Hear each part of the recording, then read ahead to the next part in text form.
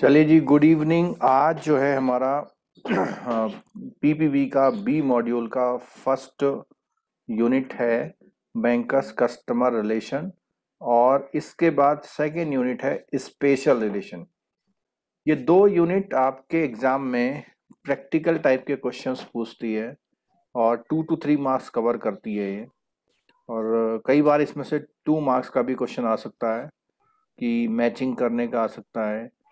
और वैसे तो आप बैंकिंग जानते हैं, लेकिन टेक्निकली किस चीज को क्या, किस वर्ड को क्या इस्तेमाल करते हैं, ये यहाँ पे हमको सीखना होगा। ठीक है, तो बुक से ही कवर करेंगे, बीच में जहाँ कोई एक्सप्लेनेटरी पार्ट होगा उसको आपको बताते हुए चलेंगे। एक बार जो लोग पेड मेंबर हैं वो अपने ग्रुप में एक मैसेज कर दीजिए कि क्लास स्टार्ट हो गई है, जिससे कुछ लोग अगर आना चाहें तो वो आ सकते हैं ना। चलिए, स्क्रीन पर आपका एक टॉपिक भी आ गया है। टॉपिक का नाम है banker customer relationship. Banker customer relationship.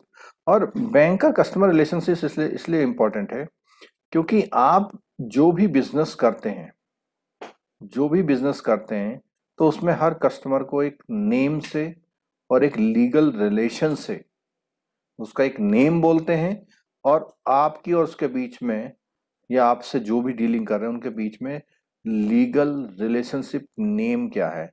जब भी आप कोई बात करेंगे तो उन वर्ड्सों का यूज करते हैं। ठीक है, अब वैसे तो आप अपने जो बैंक में आया उसको आप कस्टमर बोल देते हैं। ठीक है, लेकिन वो कस्टमर किस काम के लिए आया, फिर आप कभी कभी उसको जो है ऐसा भी बोल देते हैं, कर्जदार भी बोल देते हैं। ठीक है, तो बैंकिंग में जो टॉपिक यूज की, जो वर्ड्स यूज करे जाते हैं, वही वर्ड हमारे जो हमारा सिस्टम है, लीगल सिस्टम, उसमें यूज किए जाते हैं। ठीक है, तो सबसे पहले जो requirement to be call bank, bank किसको कहते हैं, ये टॉपिक आपका लीगल में जो एक यूनिट है जिसमें बैंकिंग की लीगल कॉन्सेप्ट सारे दिए हुए हैं, उसमें भी यही चीज लिखी हुई है कि बैंकिंग जो बात है वो बैंकिंग रेगुलेशन एक्ट के अकॉर्डिंग, जो बैंकिंग रेगुलेशन एक्ट है उसकी सेक्शन 5B में, ठीक है, ये बैंकिंग टर्म को एक्सप्लेन किया हुआ है। बैंकिंग टर्म को एक्सप्लेन किया हुआ, तो क्या means accepting the purpose of lending. तो डिपॉजिट को एक्सेप्ट करना, वो जो एक्सेप्टेंस हो रही है या तो लैंडिंग के लिए या इन्वेस्टमेंट के लिए। तो इसमें क्या है कि एक्सेप्टेंस ऑफ डिपॉजिट है for the purpose of lending and investment. तो कई बार क्या होता है, लैंडिंग तो समझ में आता है, लेकिन इन्वेस्टमेंट मीन्स जो आप पैसा लेते हैं कस्टमर से, एक्सेप्ट करते हैं उसको उधार या कहीं इन्वेस्ट भी कर सकते हैं। ठीक है,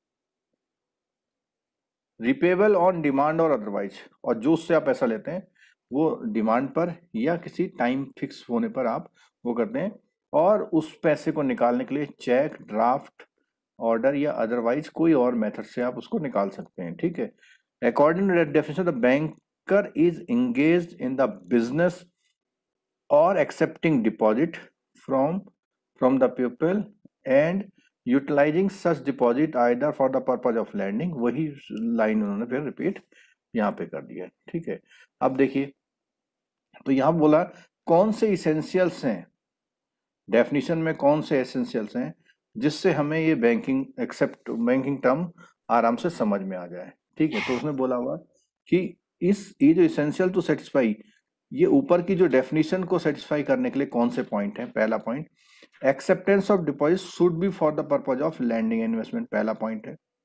बस कंपनी जो एक्सेप्ट करती है डिपॉजिट, उसको हम बैंक नहीं कह सकते।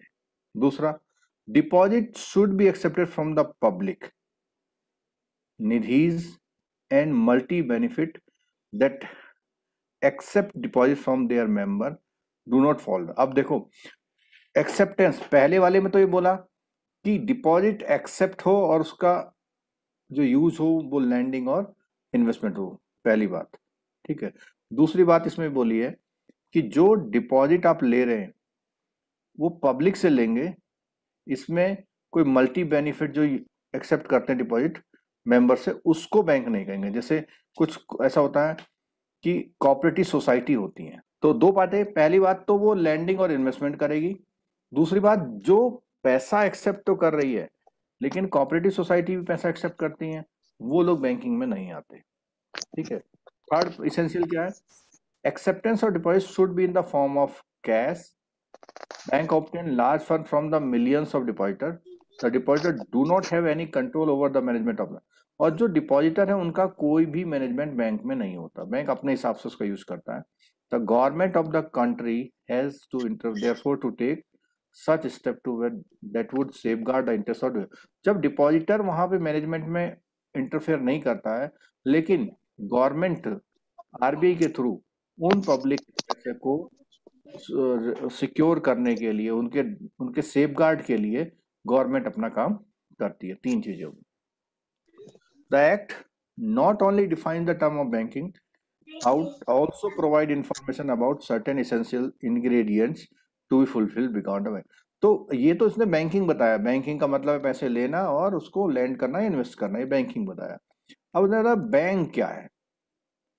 मैंने अभी पहले जब ये चैप्टर स्टार्ट किया था आपको बताया था, लीगल के पेपर में भी एक यूनिट ऐसी है जिसमें यही डेफिनेशन है, तो वहां पर भी ये रिपीट होंगी या रिवाइज होंगी। तो बैंक मैंने बोला, बैंक कौन हो सकता है? या तो फर्म हो या कंपनी हो, लेकिन कोई इंडिविजुअल नहीं हो। ठीक है, वो बैंक हो सकता है। दूसरा, individual is not allowed to act as a bank and he can not use the term of in the business, मतलब अपने आप को बैंक नहीं बोल सकता। A firm consisting of not more than 10 partner और एक company incorporate under Indian companies act can be a bank. तो इसने बोला कि ऐसी कोई पार्टनर जिसमें कम से कम कितने हो, इसने बोला अ firm consisting not more than 10 partner, तो फर्म के लिए तो 10 बोला हुआ है। दूसरा उसने बोला है company incorporate under Indian companies act can be a bank, तो ऐसी पार्टनरशिप फर्म जिसमें 10 से कम लोग हो या कोई कंपनी जो कंपनी की तरह रजिस्टर्ड हो। ठीक है, कोई मुझे ये आंसर बताएगा कि कंपनी बनाने के लिए कम से कम कितने लोग चाहिए?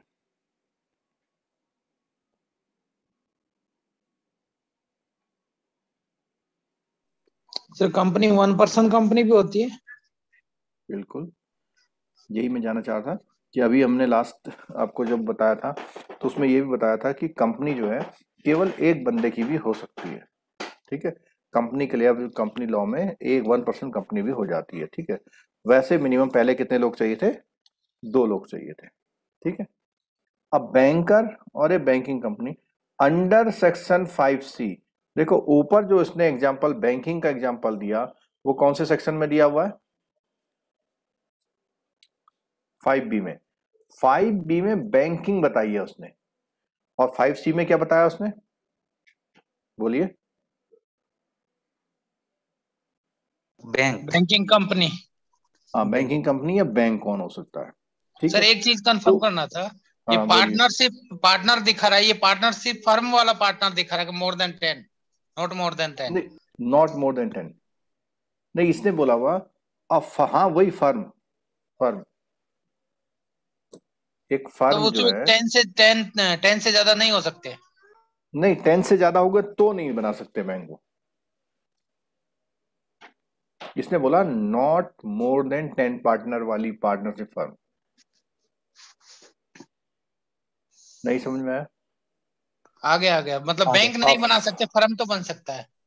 नहीं नहीं नहीं, यहाँ ये बोला अ firm consisting of not more than 10 partner, ऐसी फर्म जिसमें मेंबर 10 से ज्यादा नहीं है, और या एक कोई कंपनी, कंपनी के लिए मेंबर वाला क्लॉज नहीं दिया इसने, लेकिन पार्टनरशिप फर्म के लिए दिया हुआ है कि उसमें फर्म में 10 से कम ही लोग होने चाहिए, नहीं तो लड़ाई झगड़ा करेंगे, बैंक लुटा देंगे, बैंक डुबा देंगे। ठीक है, चलो, तो अंडर 5C में बोला हुआ है कि बैंकिंग कंपनी क्या होती है? Means a company that transacts the business of banking in India. Section 7 of the banking regulation act prohibits, अब देखो यहां पे एक बात हो, ये जो सेक्शन 7 है ये मना करता है 5B और C में। B में बैंकिंग क्या होती है, C में बैंक क्या होते हैं, 7 में ये दोनों ऊपर वाले काम को रेस्ट्रिक्ट किया है। ठीक है, बैंकिंग रेगुलेशन में रेस्ट्रिक्ट किया हुआ है कि आप बैंकर शब्द का इस्तेमाल नहीं कर सकते, ना ही बैंकिंग शब्द का इस्तेमाल कर सकते हैं, ना ही बैंकिंग कंपनी का इस्तेमाल कर सकते हैं। लेकिन अगर वो इस्तेमाल करेगा तो सिर्फ सिर्फ कौन इस्तेमाल कर पाएगा? Banking company. बैंकिंग कंपनी इस्तेमाल कर पाएगी, और कोई नहीं इस्तेमाल कर। और बैंकिंग कंपनी कौन है ये कौन बताएगा?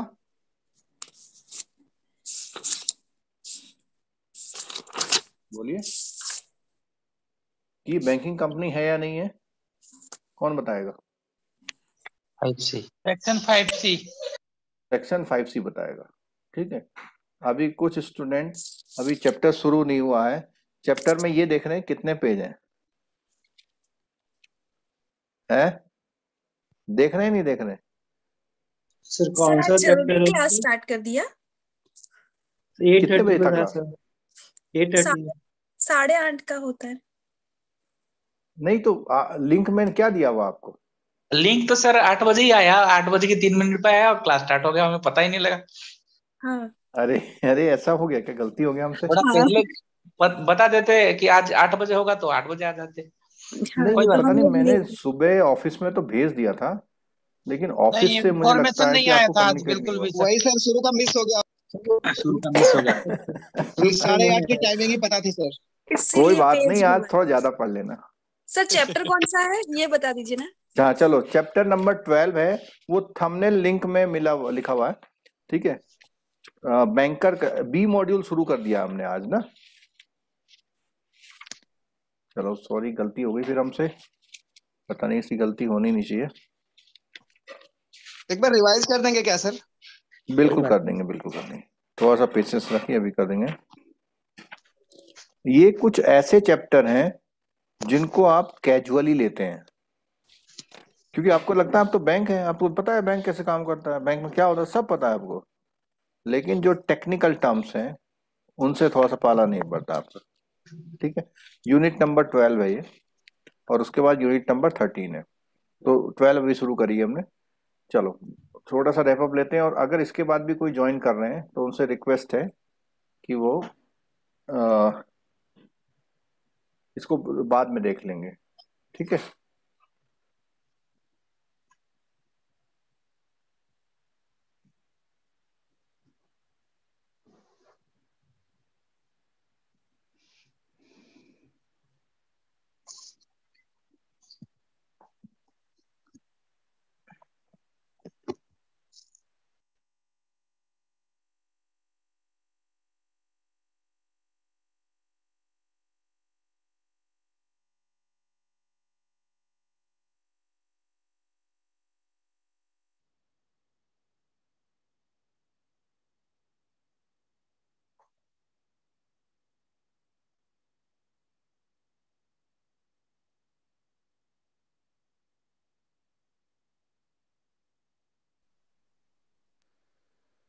चलो एक बार मैं रिवाइज कर रहा हूँ। ठीक है, एक बार मैं रिवाइज कर देता हूँ आपको, जिससे आप लोग थोड़ा कंफर्टेबल हो जाए। तो पहली बात तो हमने सिर्फ ये बताया कि जो बैंक है, बैंक आम भाषा में कोई भी वर्ड्स यूज करें, लेकिन जब लीगलिटी में जाते हैं, कोर्ट में जाते हैं, या लीगल कोई स्टेटमेंट देते हैं, तो उस समय वो वर्ड जो यूज करते हैं वो बैंक के अपने कस्टमर से बिजनेस के हिसाब से जो रिलेशन होते हैं, कोई लॉकर वाला है, कोई कलेक्शन वाला है, कोई अकाउंट खोलने वाला, कोई डिपॉजिट करने वाला, कोई लोन वाला, उनके सबके अलग अलग नाम होते हैं। लेकिन उससे पहले इस चैप्टर में आपको ये बताया है कि बैंकिंग क्या होती है। सबसे पहले क्या बताया? सबसे पहले बैंकिंग क्या होती है। तो बैंकिंग में कौन से सेक्शन में, ये सामने स्क्रीन पे देखिए जरा, सेक्शन 5B। Section 5B। ठीक है, सेक्शन 5B, मैं ग्रीन कलर यूज कर लेता हूं। सेक्शन 5B में ये बताया है कि बैंकिंग क्या होती है। बैंकिंग में सिंपल बताया उसने कि मनी को रिसीव करना और दो पर्पज में यूज करना, लैंडिंग में और इन्वेस्टमेंट में। ठीक है, और जब वो ये यूज करता है तो वो जो पैसा ले रहा है उसको वापस भी करना है। वापस करने के लिए चेक, ड्राफ्ट, ऑर्डर या किसी और तरीके से वापस करता है, जैसे एटीएम से भी वापस करता है आजकल तो, ठीक है। और ये जो बैंकिंग है, ये बैंकिंग को जो पैसा लेती है वो लैंडिंग और किसी और इन्वेस्टमेंट में यूज कर सकती है। फिर इसने बोला कि बैंकिंग वर्ड को सेटिस्फाई करने के लिए कुछ इसेंशियल पार्ट हैं, और वो 3 पार्ट हैं। 3 पार्ट में पहला पार्ट है कि वो लैंडिंग और इन्वेस्टमेंट के लिए यूज हो, यानी और कोई पैसा एक्सेप्ट कर रहा है तो उसे बैंक नहीं करेंगे। दूसरा यहां बोलता है कि जो पैसा पब्लिक से ले रहे हैं, कुछ ऐसे भी होते हैं कि निधि या मल्टी बेनिफिट स्कीम वाले होते हैं, तो उन लोगों को बैंक नहीं बोलते हम, जैसे कि कोऑपरेटिव सोसाइटी, उनको भी बैंक नहीं बोलते, ठीक है।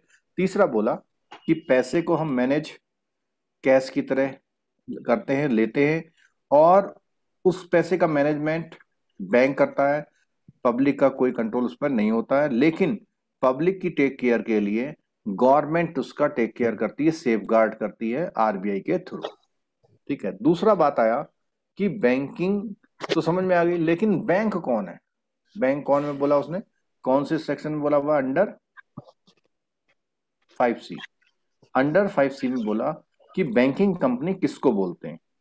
बैंकिंग कंपनी के बारे में उसने बताया कि ऐसी फर्म जिसमें 10 से कम लोग हों या कोई कंपनी क्या बना सकती है? बैंक बना सकती है। अब आपको मैं बताऊं कंपनी एक्ट कब का है, जरा बताइए तो।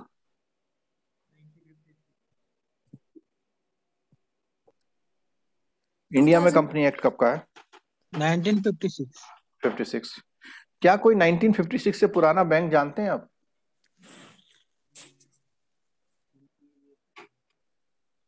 खुद एसबीआई भी है सर। बहुत सारे, कैनरा बैंक। अधिकतर, हाँ PNB अधिकतर बैंक वो 1956 से पहले के ही है। जी। तो इसका मतलब वो कुछ लोग, एक पार्टनर लोग, 4-5 लोग मिलके भी बैंक बना लेते थे किसी टाइम पर। वही 4-5 लोगों के जो स्टार्ट किए हुए बैंक हैं बाद में जाके बढ़ते जाते हैं। और आपने सुना होगा कि जो कोऑपरेटिव बैंक है, अर्बन कोऑपरेटिव बैंक है, वो भी किसी 5 लोगों ने, 6 लोगों ने स्टार्ट कर दिए थे एक टाइम पहले, ठीक है। अगला बोलता है मनी लेंडर को आप क्या नहीं बोल सकते? बैंक नहीं बोल सकते, ठीक है। मनी लेंडर को आप बैंक नहीं बोल सकते, ठीक है। तो the main reason for this is that they run their business as a individual और ग्रुप ऑफ इंडिविजुअल। वो लोग अपने आप को एक कंपनी की तरह नहीं शो करते, ठीक है। अगला पॉइंट है accepting deposit money from public. ये भी जरूरी है भाई, बैंकिंग अगर है तो उसमें क्या है, ये की पॉइंट है एकदम, कि वो पब्लिक से मनी ले रही हो और उस का यूज क्या कर रही हो, पीछे भी पढ़ लिया हमने, इन्वेस्टमेंट या लैंडिंग में यूज कर रही है। फिर अगला क्या है, deposit receivable to depositor on demand order. अब ये क्या रिपेबल होता है डिपॉजिट, कैसे? या डिमांड पे या अदरवाइज पे, जैसा भी चाहे वो पैसा ले सकता है वापस, ठीक है। जी पॉइंट क्या है, deposits may be withdrawn by cheque, draft, order, otherwise, जहां हमने पहले पढ़ा था कि एटीएम से भी विड्रॉ कर सकता है आजकल, ठीक है। Thus the principal function of a bank is to accept deposit, to lend or invest, ठीक है। अब यहाँ पे एक सेक्शन आ गया, देखो क्या बोलता है यहाँ पे, in addition to the above principal function. ये प्रिंसिपल फंक्शन है, बैंक आ रहा था। अब बैंक को कौन कौन से बिजनेस, तो पहला प्रिंसिपल फंक्शन क्या है उसका, डिपॉजिट लेना और उसको क्या करना, लैंडिंग और इन्वेस्टमेंट करना, ये प्राइमरी फंक्शन है। लेकिन उसके साथ साथ इतने फंक्शन, आजकल तो बहुत ही फंक्शन है, बिल डिस्काउंट करना, चेक कलेक्ट करना, रेमिटेंस करना, सेफ कस्टडी और चेक। इन दोनों में फर्क जानते हैं आप लोग? सेफ कस्टडी ऑफ आर्टिकल्स और सेफ डिपॉजिट लॉकर्स, किसी को फर्क बताएं इसमें क्या है? ये वाला तो सिंपल लॉकर है, और इसमें जो है, जो आर्टिकल्स होते हैं वो कैसे होते हैं? अननोन होते। नॉट नोन होते हैं, ठीक है।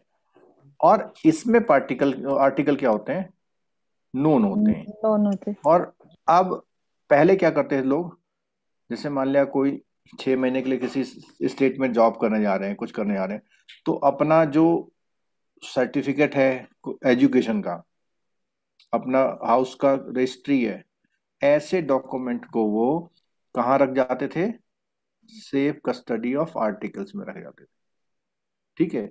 वहां पे एक एक स्क्रिप्ट की डिटेल लिखी जाती थी कि भैया इन्होंने 10th का मार्कशीट दिया है, इस ईयर में इशू हुआ था, इसका रोल नंबर इतना है, ऐसे करके, ठीक है। लेकिन उस स्क्रिप्ट को रखने के लिए बैंक साफ रखता था और कुछ जो है वो करता था, कुछ चार्ज लेता था, ठीक है।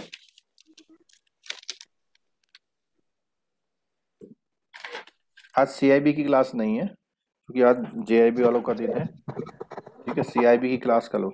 अच्छा, जितने लोग आ गए एक बात सुनिएगा कि कल एक क्लास सुबह है 9 बजे से, अभी से बता दिया, ठीक है। एक क्लास 9 बजे से है, इसका हम नोटिफिकेशन भी डाल देंगे, ठीक है। इसका एक नोटिफिकेशन डाल दो, कल मॉर्निंग में जो क्लास है जेआईबी सीआईबी की 9 बजे है। और एक क्लास शाम को है, शाम को हो सकता है 2 क्लास भी हो सकती है। और आप लोग जो है अब ये सारे एक्सक्यूज हटा दीजिए कि मुझे शादी में जाना है, बर्थडे में जाना है। आपका पेपर है 1 महीने बाद।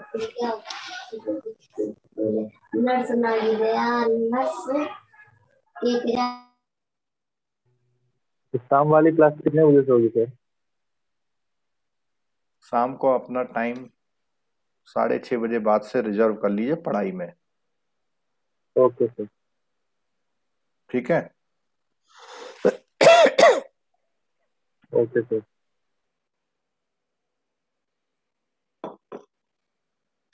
तो यहाँ बात करते हैं कौन कौन से बिजनेस हैं।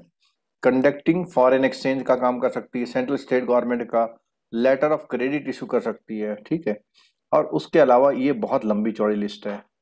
ये जैसे सबसे पहले आया प्राइमरी फंक्शन आया, उसके बाद आया सप्लीमेंट्री फंक्शन, उसके बाद आजकल तो बहुत कुछ कर रही है, जैसे वेल्थ मैनेजमेंट सर्विस, प्रोजेक्ट को अप्रोच करना, sale of third party products जैसे म्यूचुअल फंड, इंश्योरेंस और जनरल इंश्योरेंस बेचना, ट्रस्टी सर्विसेज, ठीक है, acceptance of central and state government के टैक्स जमा करना, और franking of stamp duty on documents.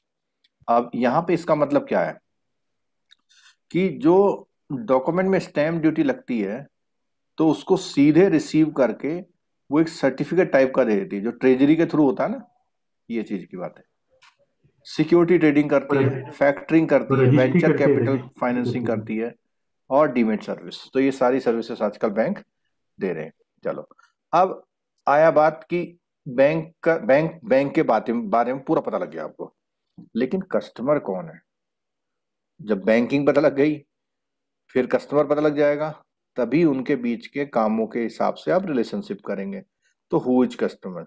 तो कस्टमर में आमतौर पर तो ऐसा बोला जाता है कोई भी कस्टमर हो सकता है। अगर वो आज के दिन में एक ड्राफ्ट बनाने आ गया तो वो भी कस्टमर हो सकता है, ठीक है। लेकिन थ्योरी क्या कहती है, इसको सुनिए। The customer of A bank is not defined by law. Ordinary, a person who has an account at the bank considered customer. The legal judgment in the past, however, used to qualify this statement by laying emphasis on the period for which account has actually. तो ये कहते हैं कि legally ये देखा गया कि वो कितने समय से आपसे जुड़ा हुआ है, आपसे बैंकिंग मेंटेन कर रहा है, ठीक है। दिनेश बागुल जी, अगर मेरी आवाज सुन रहे हैं तो अपना माइक ऑफ करिए।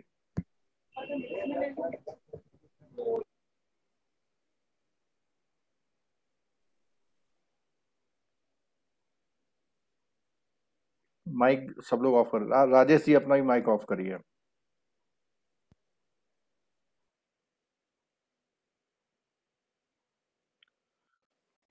हमारे पास एक ऑप्शन और है, पता है क्या? ये जो क्लास चल रही है उसी में एक ऑप्शन है कि इसको ये डिस्टर्ब कर रहा है, इसको बाहर कर दो क्लास से,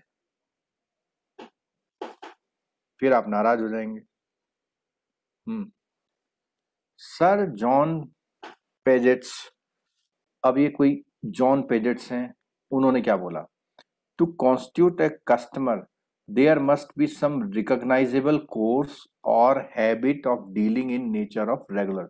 यानी उसने कहा एक आम जो आ गया आपके पास उसको कस्टमर नहीं बोला, वो एक रेगुलर हैबिट होनी चाहिए उसकी बैंक आने की, उसको कस्टमर बोला।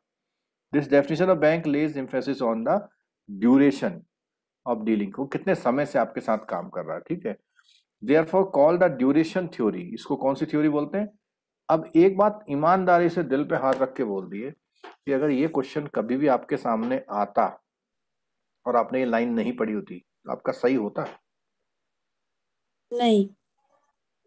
इसलिए कह रहे हैं लाइन टू लाइन पढ़ के जाइए।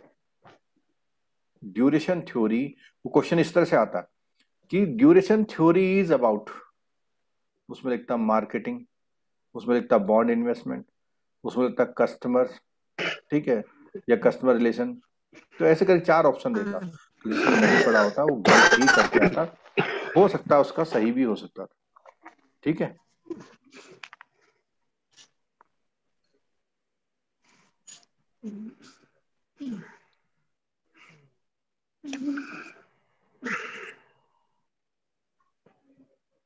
किसी को हमने वेटिंग रूम में रख दिया, आपको दिखाई दे रहा है कोई वेटिंग रूम में है?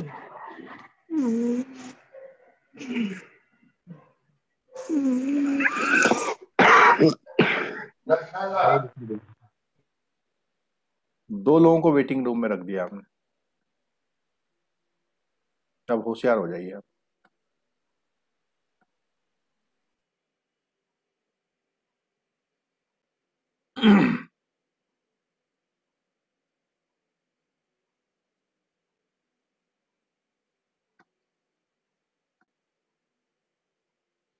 चलो 5 मिनट बाद इनको एंट्री कराएंगे, आप लोग याद दिला देना। According to the view point of a person does not become a customer of the bank, खाली ओपनिंग एंड अकाउंट से भी वो कस्टमर नहीं है। He must have been accustomed to, उसको आदतें होनी चाहिए क्या करने की? बैंक से डील करने की, ठीक है। The above mention emphasis on the duration of the bank account is now discarded. तब अब आज की तारीख में क्या हुआ कि वो डेफिनेशन हटा दी गई। उसने कहा अब आए डॉक्टर हर्ट आए, अ customer is one who has an account with a banker और whom a banker habitually undertake to act as such, यानी वो लगातार आता है, जैसे मान लिया आरटीजीएस कराने ही आता है खूब लगातार, ठीक है, या एनईएफटी कराने आता है। उसने बोला कि customer is who is has an account with a banker और for whom a banker habitually undertake to act as such, उसके लिए काम कर रहा है। Supporting this view point, Kerala high court ने एक डिसीजन दिया यहाँ पे central bank of India limited के वर्सेस गोपीनाथ नायर के। क्या? Broadly speaking, a customer is a person who has the habit of resorting to same place or person to be do to, तो एक आदमी जो सेम प्लेस पर बार बार आ करके एक हैबिट बना रहा है अपनी। So far as banking transaction are concern, he is a person who has money, whose money has been accepted on the footing that banker will honor up to the amount standing in its credit। जो पैसा उसने accept किया bank ने, जब तक उसका पैसा पूरा खत्म नहीं होता तब तक उसको ऑनर करता है, irrespective of the connection being a short or long, चाहे वो जल्दी ले जाए या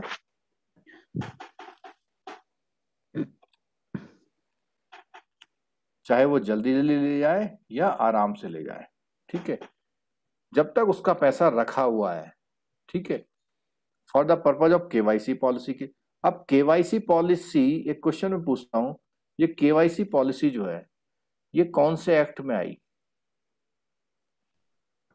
मनी लॉन्ड्रिंग एक्ट है। Money laundering act. Money laundering. अच्छा, क्या दुनिया में कोई मनी लॉन्ड्रिंग एक्ट हो सकता है? नहीं, पीएमएल एक्ट है। पीएमएल मनी लॉन्ड्रिंग है वही मनी लॉन्ड्रिंग वाला पीएमएल एक्ट है। अच्छा वाला। हाँ। जब हम छोटे थे तो ऐसे ही क्लास में छोटे नहीं थे, मतलब थोड़ा ठीक ठाक बड़े थे, तो जब लोग पढ़ते कि आज जो है वर्ल्ड टोबैको डे है, ठीक है, तो क्या टोबैको डे होता है कोई? होता है ना, टोबैको प्रिवेंशन डे। हाँ तो ऐसे ही ये जो है मनी लॉन्ड्रिंग एक्ट नहीं है, ये है prevention of money laundering act. ये विश्व मंगल कुमार,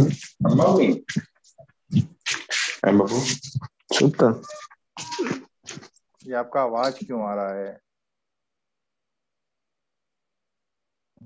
उनको भी इन करा लीजिए सर।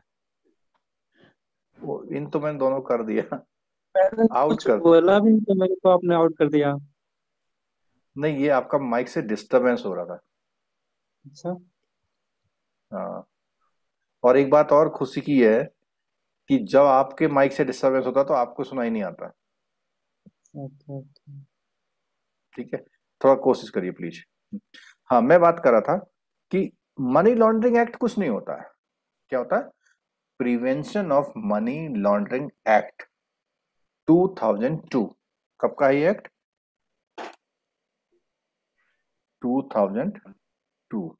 ठीक है, जो लोग जनरल स्टडी या वैसा एग्जाम देते हैं, इसका जो क्वेश्चन है पीसीएस लेवल पर भी आता है।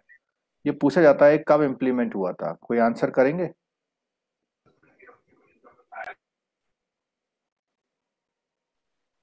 1996 है 2000 में एक्ट बना और 1996 में हो जाएगा? 2006 लग रहा था, 5। 5 में, ठीक है। चलो, तो अब यहां बात आई, पहला तो ये मैंने क्वेश्चन ये था, केवाईसी का नाम ही इस एक्ट में निकाला गया, ठीक। और केवाईसी के लिए कस्टमर कौन है? उसने बोला पर्सन और entity has a business relationship. Account हो या नहीं हो उससे मतलब नहीं उसको, ठीक है। One on whose behalf the spent is maintain the beneficiary owner. तो इसको भी जो है उन्होंने क्या बोला? कस्टमर बोला हुआ है, ठीक है। यानी एक तरफ से ये बोल देंगे कि कोई भी बेनिफिट ले रहा है बैंक से किसी भी तरह का, उसका अकाउंट हो या ना हो वो अलग बात है, लेकिन उसके बारे में बैंक को पता होना चाहिए कि नो योर कस्टमर, ठीक है। अकाउंट होना जरूरी नहीं है।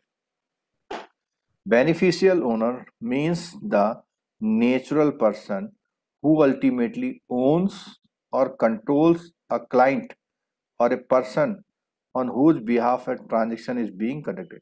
तो वो दोनों की बात बोला कि जिसके बिहाफ पर वो बंदा आया है उसकी जानकारी बैंक को होनी चाहिए। अधिकतर देखा हो, कोई ट्रेडर है, कोई 49,000 जमा कर रहा है या कैश विड्रॉल कर रहा है या ड्राफ्ट का पेमेंट ले जा रहा है, किसके बिहाफ पे ले जा रहा है ये भी जानकारी होनी चाहिए। and include a person who exercise ultimate effective control over a jurisdictional person। तो इसमें jurisdictional person से क्या मतलब है कि कानून की भाषा में पर्सन से मतलब मैन वुमेन से मतलब नहीं है। पर्सन का मतलब कुछ क्या है कि आपकी जो अपनी लीगल में कंपनी भी है उनको भी क्या बोलते हैं हम लोग? पर्सन। व्यक्ति नहीं है, पर्सन बोलते हैं अंग्रेजी, ठीक है। Beneficiary of transactions conducted by professional intermediaries such as stock broker, chartered accountant. तो ये लोग भी जो होते हैं बैंक की भाषा में कस्टमर है। अब क्वेश्चन आ जाएगा ना ऐसा कि इनमें से कौन से कस्टमर को बैंक कस्टमर बोलेगा या नहीं बोलेगा।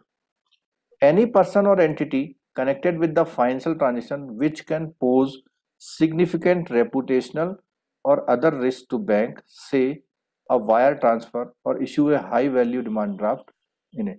तो KYC PMLA में ये भी बोला कि कोई हाई वैल्यू आपका ऑनलाइन ट्रांजेक्शन करता है, ऑनलाइन ट्रांसफर भेजता है, चाहे रिसीव करता है चाहे भेजता है, चाहे उसका अकाउंट हो या ना हो, ठीक है। अच्छा, आरटीजीएस विदाउट कस्टमर का कर सकते हैं आप? नहीं नहीं सर नहीं नहीं। ये नहीं नहीं जो कर आप सकते। कह रहे हैं सिर्फ इसलिए कह रहे हैं कि नहीं नहीं तुम्हारा अकाउंट नहीं तुम्हारा नहीं होगा इसलिए कह रहे हैं? नहीं, वो 50,000 वाला वो लिमिट है ना, कैश से वगैरह वाला, 50,000 कैसे करेंगे? नेफ्ट में सर 50,000 कैश लिमिट है, उससे ज्यादा नहीं कर सकते। कर नहीं सकते ना, इसलिए। अच्छा चलो, एक चीज और एक आंसर दो, ये जो 50,000 वाला क्लॉज है ये 50,000 है या 50,000 से बिलो है? Below below below 50,000। 50,000। 50,000 50,000 बोलोगे? 50,000 है नहीं सर। ठीक है। 50 का कर दोगे एनईएफटी? जी। तो बिलो देख लो 50,000 लिखा तो है। बिलो है बिलो, जैसे ही 50 हो जाएगा तो आप क्या मांगते हो उससे? Pan card. KYC. KYC. Pan card. Pan card मांगते हैं, ठीक है। और केवाईसी इन द सेंस अगर आप एनईएफटी वगैरह कर रहे हैं और इस तरह के वायर ट्रांसफर कोई कर रहा है तो उसे आधार कार्ड की कॉपी में ले सकते हैं आप उसे, ठीक है। लेकिन पैन कार्ड मस्ट है, ठीक है। पैन कार्ड बिल्कुल मस्ट है, वो होना ही चाहिए। सर पैन कार्ड तो उसके अकाउंट में होगा ही। अरे भाई अरे वो अकाउंट वाला है ही नहीं, तभी तो बोल है रहा ही हूँ। नहीं। और Correct pan card question. Account में होगा ये किसने कह दिया जरूरी है?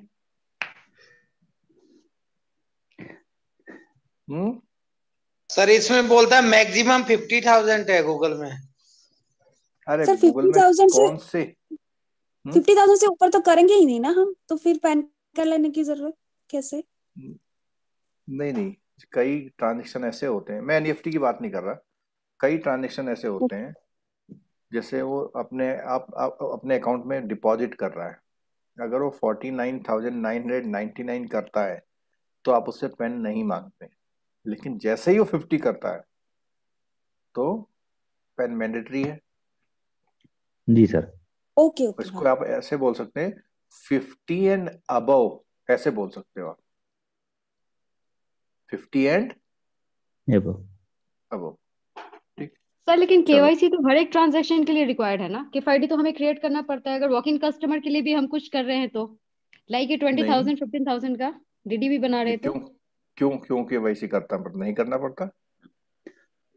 एक केफआईडी क्रिएट करना पड़ता है हमें केवाईसी लेकर, कौन वॉक इन सा बैंक है कस्टमर के आपका? लिए भी। Indian overseas bank. नहीं, हर बैंक में नहीं, नहीं होता है। देखो अब मैं बताता हूँ, सुनिएगा कि कुछ पॉलिसीज बैंक अपनी बनाता है और कुछ पॉलिसीज आरबीआई अपनी बनाता है। तो जब आप अपने प्रमोशनल का एग्जाम देने जाएं, प्रमोशन वाला, तो अपने बैंक की हर पॉलिसी ओके है, लेकिन जब आप जेआईबी सीआईबी का एग्जाम देने जा रहे हैं तो आरबीआई क्या बोलता है, हो सकता है आपकी बात बिल्कुल ठीक है, लेकिन आरबीआई ने जो मैंडेटरी किया हुआ है वो 50 से ऊपर के लिए किया हुआ है, उससे नीचे उसने लिबरल किया हुआ है।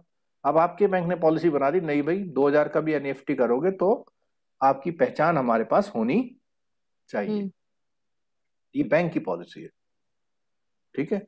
और कोई ऐसे बैंकर बैठे हैं इसमें जो ये कंफर्म कर दे कि वो किसी भी वॉक इन का एनईएफटी बना देते हैं, कर देते हैं? हाँ करते हैं सर, 50,000 तक तो करते हैं, उसके बाद नहीं करते हैं। नहीं, विदाउट आईडी बनाए हुए।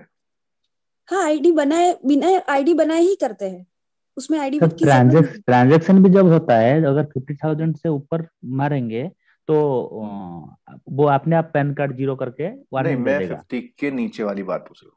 नहीं नहीं, वो वही बोल रहा हूँ ना, 50 के नीचे कुछ नहीं बोलता, लेकिन 50 के ऊपर जैसे ही एंट्री करेंगे, डिपॉजिट या विड्रॉल हो, तो अपने आप वार्निंग आ जाता है कि पैन कार्ड नहीं है करके। बिल्कुल बिल्कुल वो मैंडेटरी है। अभी मेरा क्वेश्चन सिर्फ ये था कि 50 से कम के लिए क्या केवाईसी कंप्लायंस जरूरी है एनईएफटी के लिए? नहीं नहीं नहीं। नहीं, लेकिन आपने किसी ने बताया कि उनके बैंक में ऐसा है, यही ना?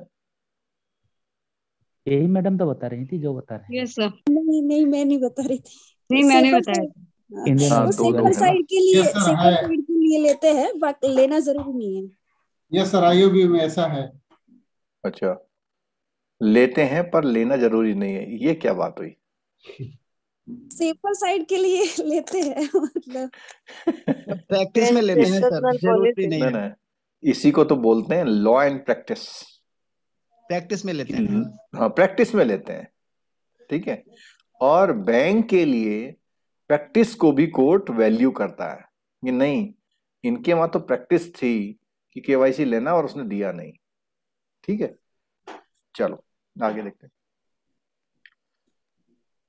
Thus, a person who has a bank account in his name or for whom the banker undertakes to provide the facility as a banker is considered to be। तो क्या बोला, एक तो बोला पर्सन जिसका बैंक में अकाउंट है and for whom banker उसको फैसिलिटी प्रोवाइड करता है as a banker is considered to be a customer.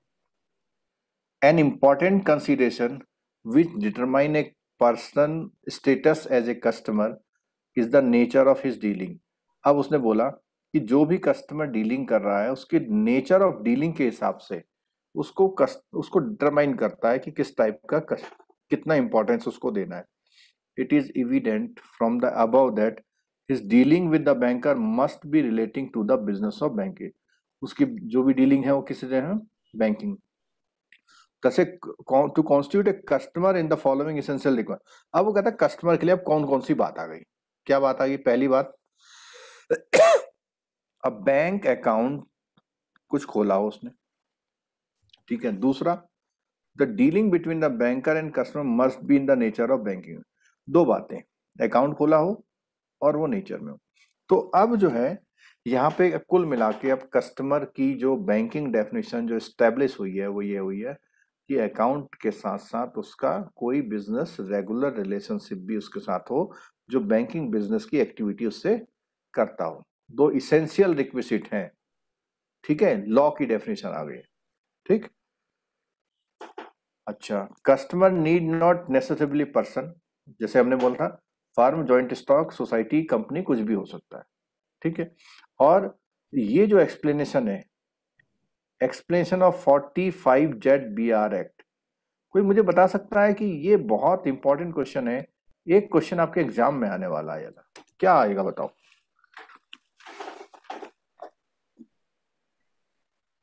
ये 45 जो सेक्शन है वो क्या है, नॉमिनेशन के लिए, नॉमिनेशन था शायद, नॉमिनेशन नॉमिनेशन है, इसको आप याद कर लीजिए।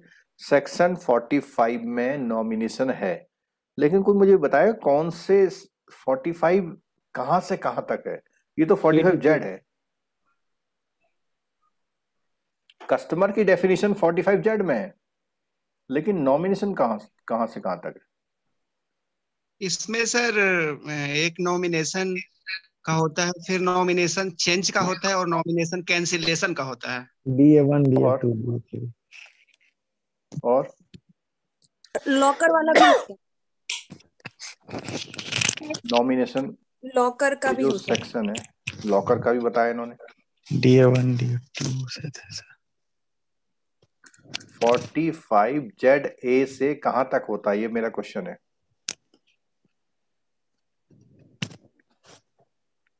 जो 45ZA है वो एक ही सेक्शन में है या 2-3 सेक्शन में है। 3 है sir, A 45 ZA A B था, C, ZB ZC था, तक है। ऐसा कुछ था। A B C है शायद। ZA to ZF। A to F लग रहा है मुझे, थोड़ा हाँ सा मैं हाँ, कंफर्म करना चाह रहा था आप लोगों से। ZA से ZF तक है, नोट कर लीजिए। ZA से ZF तक है, और ये जो है स्क्रीन पर आप देख लीजिए, दिख रहा है आपको।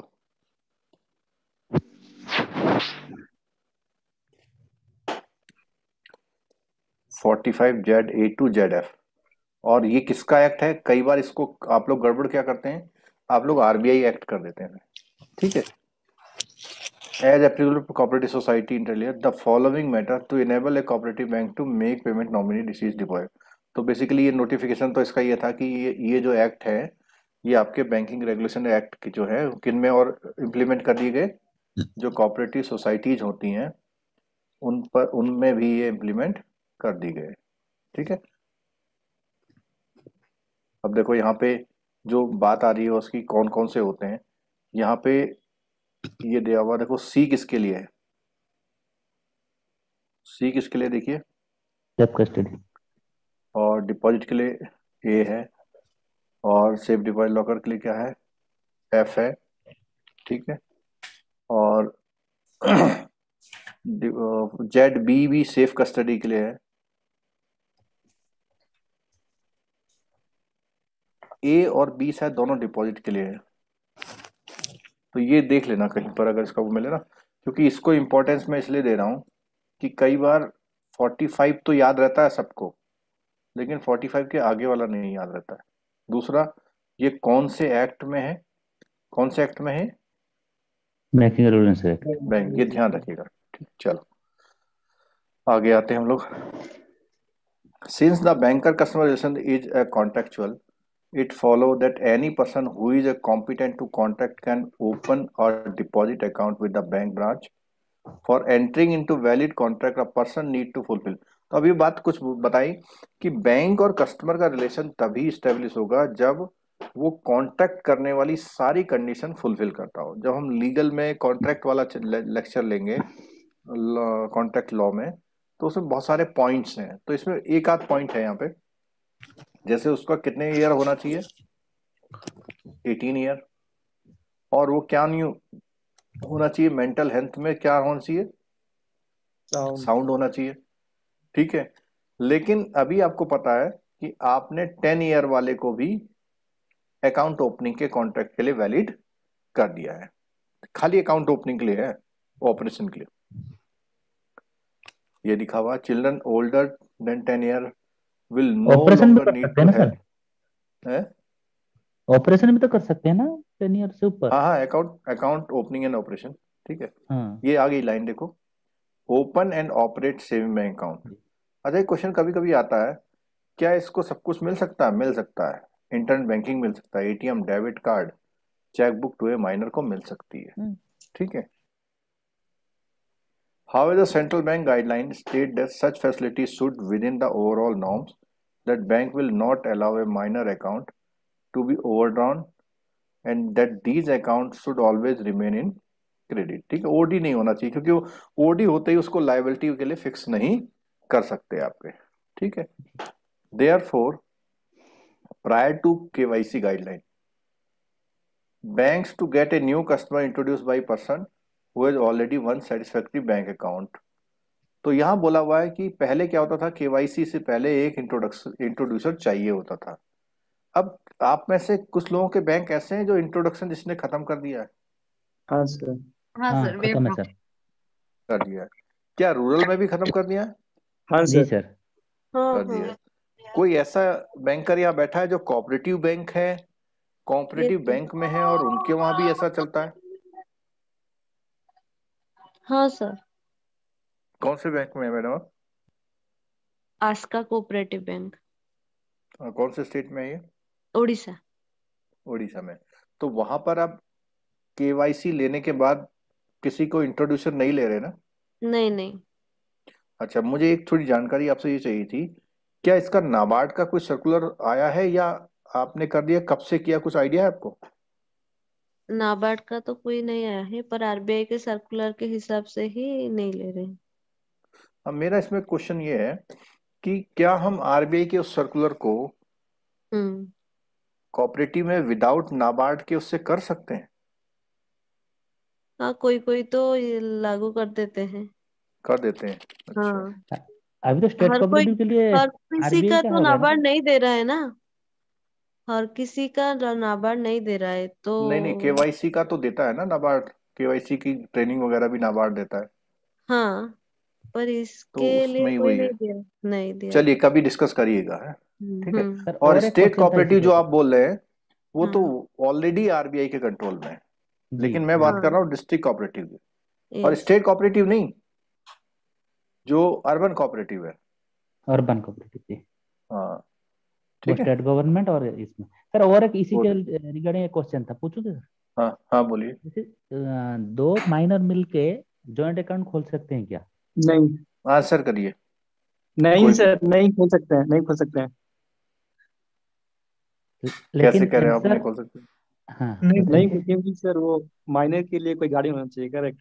सो फर्स्ट माइनर के सेकंड माइनर गार्डियन नहीं हो सकता है। नहीं नहीं, मान लिया दोनों 12 साल के हैं, नहीं खोल सकते हैं सर। नहीं खोल सकते हैं सर। लेकिन मेरा क्वेश्चन है सर, 2 माइनर के साथ एक गार्डियन जोड़कर क्या हो सकता है कि नहीं? नहीं सर, एक वो बात तो नहीं मैं बताया नहीं फिर। 2 माइनर तो मैं तो लिखा नहीं खोल सकते, लेकिन सर था खोल सकते हैं। जब मैं खोल सकते हैं। गूगल में सर्च हाँ, किया, वो बोला सेम फैमिली में होना चाहिए। अगर वो दोनों मतलब सेम क्लोज रिलेशनशिप बोलते हैं इसको। क्लोज रिलेशनशिप में हैं तो खोल सकते हैं। खोल सकते, और ऐसा भी खोल सकते हैं कि 2 माइनर हैं और उनका एक यूएनजी हो जाए, यस सर। ऐसा भी खोल सकते हैं। सर यूएनजी मतलब सर? अंडर नेचुरल गार्जियनशिप, अच्छा, मतलब उसका जो नेचुरल गार्जियन है वो उसको कंट्रोल करेगा, लेकिन नेम उनका चलता है बच्चों का। ठीक है, यस। और सर चलिए। दो दो थंब इम्प्रेशन अगर हो तो दोनों ज्वाइंट अकाउंट खोल सकते हैं, स्पाउस को छोड़ के, स्पाउस के अलावा। नहीं। दोनों थंब इम्प्रेशन वाले हों, इलिटरल हो, नहीं इलिटरल। नहीं खोल सकते।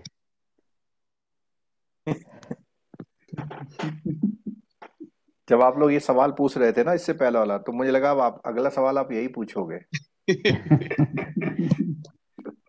इसका सही बताऊं तो इसका इसका आंसर मेरे पास नहीं है, मतलब एग्जैक्ट आंसर नहीं है। तो आप लोग अगर कहीं आपने पढ़ा है तो आप आपस में शेयर करके एक दूसरे को बेनिफिट कर सकते हैं। कहीं मिला नहीं है सर, एग्जैक्ट इसका आंसर नहीं मिला है। फिर बीच में एक और चीज आई थी कि जो थंब इम्प्रेशन वाले हैं उनका मिनिमम मैक्सिमम विड्रॉल कितना हो सकता है, इसका भी कहीं कोई सर्कुलर नहीं मिला कोई कि लिमिट मैक्सिमम। नहीं है, कोई लिमिट नहीं है उसकी। वो अपने पैसे में 10 करोड़ रुपए रखेगा तो निकालेगा नहीं क्या? इसका कोई लिमिट। लेकिन मेरा एक जो कॉन्सेप्ट लॉजिक कह रहा है, जहां पर भी कुछ चीज नहीं मिलती है, मतलब कहने का मतलब है कि नेगेटिव स्टेटमेंट नहीं अवेलेबल है, तो वो अंडरस्टूड पॉजिटिव स्टेटमेंट है। मीन्स आरबीआई को जो काम नहीं करवाना होता है ना, उसके लिए स्पेशल लिखता हो। वो लिख देता कि आप 2 इलिटरेट का ज्वाइंट अकाउंट नहीं खोलोगे, लिख देता हो। उसने कहीं लिखा हुआ नहीं है। तो मेरी ओपिनियन, मेरे पास क्वेश्चन आएगा तो मैं तो लगाऊंगा कि खोल सकते हैं। एक और question sir, joint account holder हो और उनमें से एक थंब इम्प्रेशन वाला हो तो उसको चेकबुक दे सकते हैं? दे सकते हैं, बिल्कुल दे सकते हैं। ठीक है, पर उसमें कंडीशन है, आइदर सर्वाइवर होना चाहिए अकाउंट। सर चेकबुक तो बिना वो थंब वाले को भी दे सकते हैं, लेकिन उसमें विटनेस का वो होना चाहिए। एक जना बंदा चाहिए उसके लिए कि वो हाँ। जो प्रूफ करे कि ये ऐसा, इसको कि ये इतना पैसा इस समय भर रहा है इसमें। और बाकी तो लोन वोन देते हैं तो उसको देते ही हैं, चेकबुक इशू नहीं करते हैं कई बार। नहीं, सर ऐसे कंडीशन में सर चेकबुक प्रेजेंट चेकबुक जो इशू। होगी वो हाँ थंब सर, इम्प्रेशन से प्रेजेंट नहीं होती कभी भी। सर वो क्या है, हाँ, अकाउंटिंग में लास्ट में ऑपरेशन में पढ़ा था ना सर, उसमें था कि सर जो एक लिटरेट है और एक अनलिटरेट है, दोनों साथ में अकाउंट खोलते हैं तो बहुत ऑपरेट होंगे, प्लस उसमें आपको चेकबुक इशू नहीं होगी सर। नहीं, अगर आइदर सर्वाइवर ऑपरेट हो रहा तो। यूआरएस में हो नहीं सकता नहीं है, नहीं नहीं यूआरएस सर, नहीं में नहीं सर, नहीं सर, ये कंडीशन ही नहीं होगी उसमें, क्या दोनों बहुत होगा ज्वाइंटली ही होगा होंगे। होगा होता है। नहीं उसमें अकाउंटिंग में ही लास्ट में, अभी मैं उसको भेजता हूँ, मैंने पढ़ा था उसमें सर, इसमें ऐसे लिखा हुआ था सर। अच्छा, मतलब एएफबी की बुक में जहां ऑपरेशन वाला हाँ चैप्टर है हाँ वहां लिखा हाँ, था। बिल्कुल बिल्कुल आप बिल्कुल एक सर, काम वही पढ़ा करिएगा, था। क्लास के बाद ना ग्रुप में इसको शेयर कर दीजिएगा। ठीक है सर। ठीक, चलो। लेकिन सर वो हिंदी में थी सर मेरी। कोई बात नहीं, मैं उसको कर दूंगा, अंग्रेजी में कन्वर्ट कर देंगे सर। ठीक है। ठीक है sir. The objective of KYC AML CFT guidelines is to prevent banks being used intentionally or unintentionally by criminal element for money laundering और टेररिस्ट फाइनेंसिंग एक्टिविटीज। तो उसने बोला हुआ इसका बेनिफिट क्या है, तो आप ऐसे कर सकते हैं, इसके ये बेनिफिट है। ठीक है, चलो आगे आ जाता है। पहला नंबर आ गया, सबसे पहला आ गया, एक रिलेशन आ गई डेटर और क्रेडिटर। तो बहुत सिंपल सी इसकी वो है कि कौन डेटर है और कौन क्रेडिटर है। तो उसमें बैंक इज डेटर और कस्टमर इज क्रेडिटर। ये किस कंडीशन की बात है? डिपॉजिट अकाउंट में। किसकी बात है? डिपॉजिट अकाउंट की बात है। डिपॉजिट अकाउंट में ये चीज होती है। ठीक है, और इसमें ये जो पॉइंट है वो सिंपल है, मैं कहीं जहाँ इंपॉर्टेंट होगा वहां बात करूंगा, जैसे इस वाले पे बात करते हैं। The demand should be made in proper manner. अब यहाँ पे एक बात है कि पैसा निकालने की परमिशन तो दे दी उसको, लेकिन वो तरीके से होना चाहिए। ऐसा नहीं कि वो आए बैंक में, हाँ जी मेरे खाते से 15 लाख रुपए दे दो, और आपने उठा के दे दिया और चला गया, ठीक है मैंने ले लिया मैं जाता हूँ। सिस्टम बना हुआ है विड्रॉल से, चेक से, एटीएम से, और आप बताइए किससे निकाल सकता है पैसे? डिजिटल मोड, इनके अलावा किसी से निकाल सकता है? नहीं सर। डिजिटल मोड सर, है? डिजिटल मोड इंटरनेट बैंकिंग से, हाँ वहां से भी निकाल सकता यूपीआई है। और पेमेंट, नहीं, मेरा क्वेश्चन था ब्रांच में आके। नहीं नहीं एक सिंपल पोस्ट लेटर से मशीन पैसा वगैरह निकाल नहीं सकता रहती हो? Sir, green channel. सर वो ग्रीन चैनल तो सिंपल एटीएम में आ गया। लेटर लिख के भी दे तो भी देना तो पड़ेगा ना पैसे। पड़ेगा, एक कंडीशन है उसकी। मैंडेट देगा, कंडीशन नहीं बताओ है? Mandate mandate. अरे कौन सर बात कर रहे हैं अभी? प्रॉपर फॉर्मेट में होना चाहिए। नहीं, वो भी नहीं। कस्टमर मैं बताता फॉस्फेट हूँ नहीं इसका। सर। चलो मेरी बात सुनिए। सिंपल लेटर इसका से कैश विड्रॉ हो जाएगा। नहीं, इसका आंसर मैं बताता हूँ। इसका आंसर ये है कि वो किसी भी लेटर से भी पैसा निकाल सकता है अगर आपके 2-3 चीजें वो फुलफिल करता है। अपना अकाउंट नंबर, अमाउंट कितना ले रहा है, और सिग्नेचर उसमें मौजूद है, डेट उसमें मौजूद है। लेकिन उसमें आपको पैसा 1 रुपए के रेवेन्यू स्टैंप में देना होगा अगर अमाउंट 5,000 से ज्यादा है तो, और अगर 5,000 से कम है तो आप दे सकते हैं। ठीक है। अब आपके मन में एक क्वेश्चन आएगा, ऐसे तो हर कोई एप्लीकेशन लेके आ जाएगा, यस सर, तो आप दे देंगे?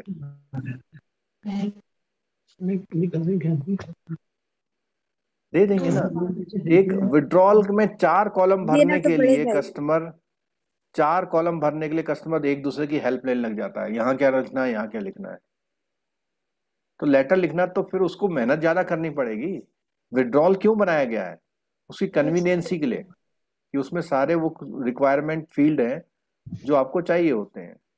ठीक है, डेट चाहिए होती है, अमाउंट चाहिए होता है, वर्ड्स में, फिगर में, और आपका सिग्नेचर चाहिए होता है। सर ये तो उस कंडीशन में होगा ना कि बैंक के पास विड्रॉल फॉर्म नहीं है। अगर मान लीजिए बैंक का तो सिस्टम बना है विड्रॉल फॉर्म का या चेक का, लूज चेक का, तो वो तो उसी में एक्सेप्ट करेगा ब्रांच में। नहीं, अगर वो बैंक देता तो ले सकते हैं, कोई इशू नहीं है। हाँ नहीं मतलब वैसे तो पासबुक साथ में बैंक लेकर आना पड़ेगा सर कस्टमर को। वो आपकी वैसी हाँ तो कंडीशन है, आप विदाउट पासबुक भी अलाउ कर देते हैं कई बार। हाँ विड्रॉल फॉर्म में अलाउड कर देते हैं कई बार, हाँ कर देते हैं, ठीक है। कर देते हैं। और मैं बताता हूँ आपको, जो गवर्नमेंट डिपार्टमेंट होते हैं, ठीक है, और अगर उनका चेक बुक इशू नहीं है और आपकी बैंक में अवेलेबल नहीं है, तो आप लेटर पे भी उनको मतलब कैश विड्रॉ करते हैं। रिजोल्यूशन देते हैं ना सर फिर? हाँ मतलब वो पूरा सिस्टम होता है। रिसीविंग देंगे वो 1 रुपए के रेवेन्यू स्टैंप पे। अच्छा, एक क्वेश्चन और पूछता हूँ मैं आपसे कि अगर कोई चेक देता है आपको और चेक का पेमेंट लेता है, और उसके बाद वो कहता है ये चेक मुझे जरूरी है, मुझे चेक वापस चाहिए कि मैंने आपसे पेमेंट लिया है, तो क्या आप चेक वापस कर सकते हैं उसको? नहीं करेंगे, नहीं नहीं करेंगे। कर सकते हैं सर। और अगर कोई वकील आ जाए तो? उस कंडीशन में तो कर सकते हैं। क्या सर? कोई वकील आ जाए कि सब वापस करो तो? यस नहीं सर, सर, कोर्ट में केस चला उस कंडीशन में कर सकते हैं, जेरॉक्स कॉपी अपने पास रखकर। उसकी कॉपी करेंगे और ओरिजिनल चेक नहीं करेंगे, और कॉपी कर सकते हैं, ओरिजिनल चेक नहीं वापस नहीं कर सकते। चलिए इसका अल्टीमेट आंसर देता हूं मैं। आप रिकॉर्डिंग आ गया सर। आप चेक, आप जो है चेक वापस कर देंगे, लेकिन उससे एक कागज में एक रिसीविंग लेंगे कि मैंने आज अपने इतने अकाउंट से इस चेक नंबर से पैसा निकाल लिया है और उस चेक को मैं खुद लेके जा रहा हूँ। ठीक है, समझ गए बात को?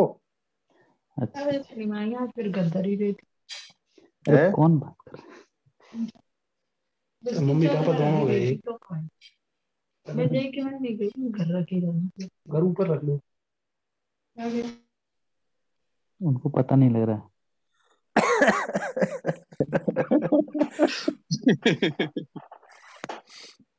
चलो, तो इसका आंसर यही है जो मैंने दिया है, सही आंसर है, कोई गलत नहीं है। ठीक है, चलो आगे आ जाओ।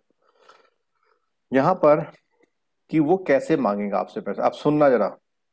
चेक से, ड्राफ्ट से, विड्रॉल से, ऑर्डर से, ये ऑर्डर ही है वो जो हम बात कर रहे थे। ठीक है, और अदरवाइज और भी कई मेथड है बेटा। For the demand should be made during the working, बस ये कंडीशन है, वर्किंग आवर और वर्किंग डे में। इस चीज को सेक्शन 25 को क्या बोलते हैं? हम जब एनआई एक्ट पढ़ेंगे तो भी बात कर सकते हैं इसकी, लेकिन अभी मुझे बताइए।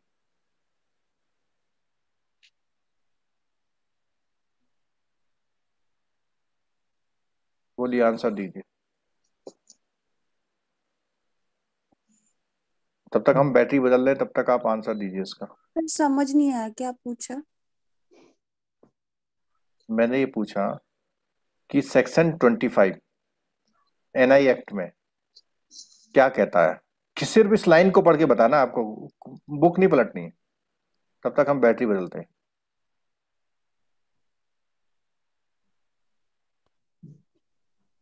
वो ट्रांजैक्शन वर्किंग डे में और वर्किंग आवर में होना चाहिए, यही क्या? सर अगर वर्किंग डे में नहीं हुआ, वर्किंग डे हॉलीडे पड़ गया, तो अगले दिन प्रोसेस होगा। नहीं नहीं, वो तो कह रहा है कि ये डिमांड जो है वर्किंग डे और वर्किंग आवर्स में होनी चाहिए। अगर आपने संडे को किसी को पेमेंट कर दिया तो सेक्शन 25 में कौन सा रूल वायलेट करते हैं आप? आफ्टर वर्किंग आवर वाला। Preceding business day. मैं लिख रहा हूं, देखिए सुनिएगा। Payment in due course. Payment in due course. जी जी जी। ठीक है, ये सेक्शन 25 है। इसमें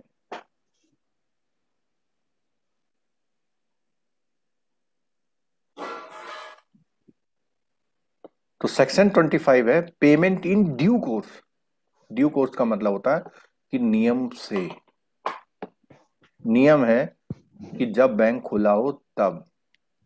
ठीक है, इसमें प्रोटेक्शन नहीं मिलेगी अगर आपने ऐसा नहीं किया तो, बस यही बात है। चलो आगे देखो। For the money is deposited the creditor does not call for any security. अब जब आप मनी डिपॉजिट कर रहा है तो कस्टमर कोई भी आपसे सिक्योरिटी की मांग नहीं करता है। ठीक है, जबकि कहीं कंपनी में जब जमा करता है तो कंपनी से सर्टिफिकेट लेता है वो, लेकिन बैंकिंग की डेफिनेशन में ऐसा नहीं है। ये किस किस की रिलेशन आ रही है? Customer and bank. नहीं, कस्टमर बैंक की तो सारी है। Debtor, credit, depositor, account holder की। ठीक है, in the case of deposit account repayable on demand the law of limitation does not begin to run until demand has been made for the repayment। देखो यहाँ पे एक chapter हम बहुत बढ़िया इसको कवर करेंगे आगे, लॉ ऑफ लिमिटेशन वाला। और लॉ ऑफ लिमिटेशन वाला बहुत इंपॉर्टेंट चैप्टर है, 2-3 मार्क्स के भी क्वेश्चन उसमें से आ जाते हैं कभी कभी, और आपको समझना भी चाहिए। इसने बोला कि 1997 में एक अकाउंट खुलता है और वो 2006 में आपसे विड्रॉल लेने आता है। ठीक है, उसने आपको पैसा दिया है और 2006 में पैसा लेने आया, तो क्या आप बोल देंगे उसे कि भाई आप 3 साल बाद आए, अब नहीं दूंगा पैसा मैं? नहीं, 9 साल बाद सर। लेकिन बैंक, वो कस्टमर बोल सकता है ऐसा। जब आप लोन देते हैं ना, 3 साल बाद लेने जाते हैं, तो कस्टमर क्या बोलता है? इतने दिन तक कहाँ थे? इतने दिन तक नहीं, कस्टमर बोलता है 3 साल हो गए, अब तो आप ले नहीं सकते क्योंकि आपका कॉन्ट्रैक्ट हमारा खत्म हो गया। तो वही लॉ ऑफ लिमिटेशन की बात कर रहा है। डिपॉजिट वाले केस में लॉ ऑफ लिमिटेशन कब शुरू होता है? जब वो पैसा मांगने आया। कब मांगने आया वो? 2006 में। और 2006 में मांगने आया और आपने किसी भी तरह उसको 3 साल के लिए टला दिया, कि भैया अभी मत आना, अभी हमारे ब्रांच में छुट्टी में है, परसों आना, फिर 10 दिन बाद आना, फिर अभी जो है हमारा नेटवर्क नहीं चल रहा है। और 3 साल तक आपने ऐसे ही कर दिया उसे, और अगर 3 साल के बाद पैसा लेने आएगा फिर नहीं ले सकता पैसा। तो लॉ ऑफ लिमिटेशन कब तक नहीं शुरू होगा उसका? जब तक वो पैसा लेने नहीं आता, मांगेगा नहीं, मांगने नहीं आता। ठीक है, ठीक है। Until demand has been made. In the case of fix deposit उसके लिए क्या बोलता है सर? ये डिमांड मांगेगा सर, कैसे मांगेगा? मतलब आगे भर वाली मांगेगा थोड़ी होगा ऐसे। नहीं वर्बल नहीं मांगेगा, एक चिट्ठी भेज देगा, चेक जब डिपॉजिट कर जाएगा और आप रिसीविंग करके दे रहे हो उसे चेक। अच्छा, ठीक है। फिक्स डिपॉजिट केस में उसने बोला, एक तो बोला जब डिपॉजिट रिसीट आपको दे रहा हो, दूसरा बोला जब ड्यू डेट होती है डिपॉजिट की, and the production of receipt is in the nature of demand and hence the law of limitation begin to run the date on which the receipt is produce. यानी जिस दिन वो receipt लेके आएगा और आपसे कहेगा कि मेरा पेमेंट दे दो, आपको कह दिया उसने और आपने 3 साल लगा दिए उसका पेमेंट करने में, तो ऐसी कंडीशन में भी लॉ ऑफ लिमिटेशन लागू नहीं होता।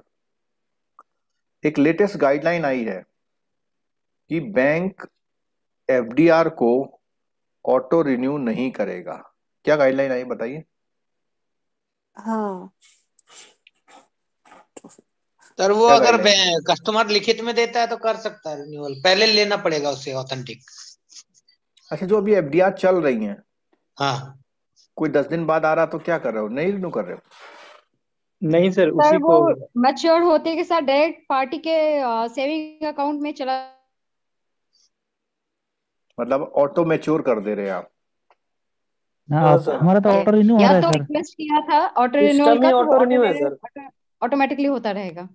अगर सिस्टम में मार्क किया हुआ है कस्टमर के रिक्वेस्ट पे कि ऑटो रिन्यू होगा, हाँ, तो वो होता तो रहेगा। अब जो है अगर आप लोग एफडीआर खोल रहे हैं तो आपने देखा एक वहां पे शायद नया बॉक्स आ गया है, हाँ भी ऑटो रिन्यू वाला, ऑटो रिन्यूअल रिक्वेस्टेड और नॉट। ठीक है, तो अगर रिक्वेस्टेड है तो आप करते रहेंगे, और नहीं रिक्वेस्टेड है तो वो 10 दिन बाद आएगा तो भी नहीं, उससे पहले ही आप उसका पैसा उसके अकाउंट में डाल चुके होंगे। ठीक है, चलो। ये कब का अपडेट है सर? अगला, ये अभी टाइम पहले 4 है। महीना हो रहा है, 3-4 महीने। और सर जो एफडी मान लीजिए ऑटो रिन्यू मोड में नहीं है, पहले से पुरानी एफडी है, तो उसको हम हाँ, सेविंग का इंटरेस्ट देंगे नहीं देंगे, क्या करेंगे? उसको सीधे उठा के सेविंग बैंक में डालिए ना आप। नहीं, कहने का मतलब सर, मान लीजिए पहले से एफडी पड़ी हुई है, ऑटो रिन्यू मोड में नहीं है, 2 साल से ऑटो रिन्यू नहीं हुई, और कस्टमर आता है बोलता है मैं भूल गया था, मुझे तो इतने दिन का ब्याज तो आप कुछ दोगे ना, क्योंकि पैसा तो आप यूज कर रहे हो। गलती किसकी है? गलती तो चलिए कस्टमर की, लेकिन पहले शायद ऐसा रूल था कि वो अगर डिमांड करे तो नहीं, सेविंग का जो कस्टमर की रेट नहीं है है, कस्टमर की नहीं है। जब ऑटो रिन्यू है ना और आपने अकाउंट, वो सॉरी ऑटो रिन्यू नहीं है, तो मैच्योरिटी पे आपने वो पैसा कहाँ डाल देना है? सेविंग अकाउंट में, उसके अकाउंट में अकाउंट में। डालना। और कई बैंकों ने तो अपना सॉफ्टवेयर पहले से सही किया हुआ था कि जैसे वो मैच्योरिटी पुरानी में जो डाल के उसको पड़ी है चिट्ठी ना, भेज देता है। 5-6 साल पुरानी, कोई कस्टमर आता ही नहीं है, पड़ी हुई है ऐसे ही। उसमें देखो एक चीज है कि आप 2 लॉजिक लगा सकते हो। एक तो ये कि हम सेविंग बैंक का इंटरेस्ट दे पाएंगे आपको, ठीक है। दूसरा, आप उस ड्यूरेशन की जो एफडी का रेट है, कई कस्टमर बहुत चालाक हैं, वो जानबूझ के नहीं आते। उन्होंने कहा कि जिस समय मेरी एफडी मैच्योर हुई थी उसमें 16% रेट था, आज हो गया 5%, तो जानबूझ के 10 साल में आएंगे। ठीक है, जानबूझ के 10 साल में आएंगे, लेकिन आपकी कन्विंसिंग पावर है वहां पर। क्या कन्विंसिंग पावर है? सबसे पहले अब तो इसका इंटरेस्ट मिलेगा नहीं, फिर क्या बोलेंगे? चलो आपके लिए इतना कर सकते हैं सर एफडी को बिना रिसिप्ट के कैसे बंद करेंगे? वो रिसिप्ट तो उसके पास रहेगा, वो तो बाद में क्लेम करेगा। आप बंद नहीं कर रहे, उसके अकाउंट में डाल रहे हैं ना। तो एफडी तो बंद नहीं होगा सर, ना। वो बाकायदा सर वो रिसिप्ट लेके आरबीआई ने आएगा पूरा। सर वो आरबीआई ने बैंकों पर डाल दिया है कि बैंक कैसे वो ट्रीट करेगी। जैसे हमारी बैंक में 4% देता है, वो एक्चुअली ये क्वेश्चन मेरे केवाईसी के सर्टिफिकेट एग्जाम में आया था। हाँ, मतलब बैंकों पे छोड़ दिया। हाँ, जैसे हमारी बैंक में 4% देते हैं वो लोग, अगर नहीं आया तो कोई, तो वो बैंक पे डिपेंड करता है, उनका अलग सर्कुलर होता है। और वो 4% का रीजन जो है वो ये है शायद कि उस समय पर सेविंग बैंक का रेट जो था 4% ही था ना। मेरे को लगता है सर प्रिवेलिंग रेट लगाते हैं, आज का रेट 4%। तो आज का 4 कहाँ है सेविंग बैंक पे? नहीं नहीं सर जो भी रेट होगा उस टाइम पे जो भी रेट है वो लगाते हैं। मतलब तब 4% था तो 4% लगाएंगे ऐसा। हाँ, उस समय पर ना। हाँ हाँ, उस समय पर वाला तभी 4%, क्योंकि आजकल तो 2.7 है ना। यस यस अलग अलग है सेम सर, बैंक हर पे एक बैंक का अलग अलग बैंक का अलग अलग हो सकता है। ठीक, चलिए आगे देखिए। क्रेडिटर डेटर, अब यहाँ पे बैंक क्रेडिटर हो गया। ये कौन से वाले केस में है? लोन लेंड्स वाले में। ठीक है, चलो अब दूसरा रिलेशन आया कि बैंक एज ए ट्रस्टी। इन पॉइंटों को बहुत ध्यान से सुनिएगा क्योंकि ये आपकी नॉर्मल बैंकिंग से ऊपर वाले वर्ड है, आपको कभी नॉर्मल बैंकिंग में सुनने में नहीं आते। तो बोला bank as a trustee, if a customer keeps certain valuables or security with the bank for safekeeping or deposit a certain amount money for a specific purpose, the banker besides becoming a bailey is also trustee। अब देखो यहाँ दो word आ गए। उसने कहा ऐसी condition में एक तो बैंक बेली है और दूसरा ट्रस्टी भी है। मतलब उसने जमानत पर सामान रखा हुआ है लेकिन ख्याल से, मतलब उसका ध्यान रखेगा, केयर भी करेगा। तो सारी रेस्पॉन्सिबिलिटी ट्रस्टी वाली होती हैं, चाहे उसने किसी भी पर्पज से उसका सामान रखा हुआ है। किसी केस में पिल्लई वर्सेस पलाई सेंट्रल बैंक में, ठीक है, उसमें क्या हुआ, एक पर्सन ने 2000 डिपॉजिट किया as guarantee money to purchase a car. Bank failed before they could get the vehicle. The court was in the view that bank should act as a trustee, money should be refunded to the. तो उसने बोला क्यों कि आपको ये money वापस करनी पड़ी क्योंकि आपने जो पैसा रखा था वो एक ट्रस्टी की तरह रखा हुआ था। और एक वर्ड नया आ गया, on the basis of preferential dates.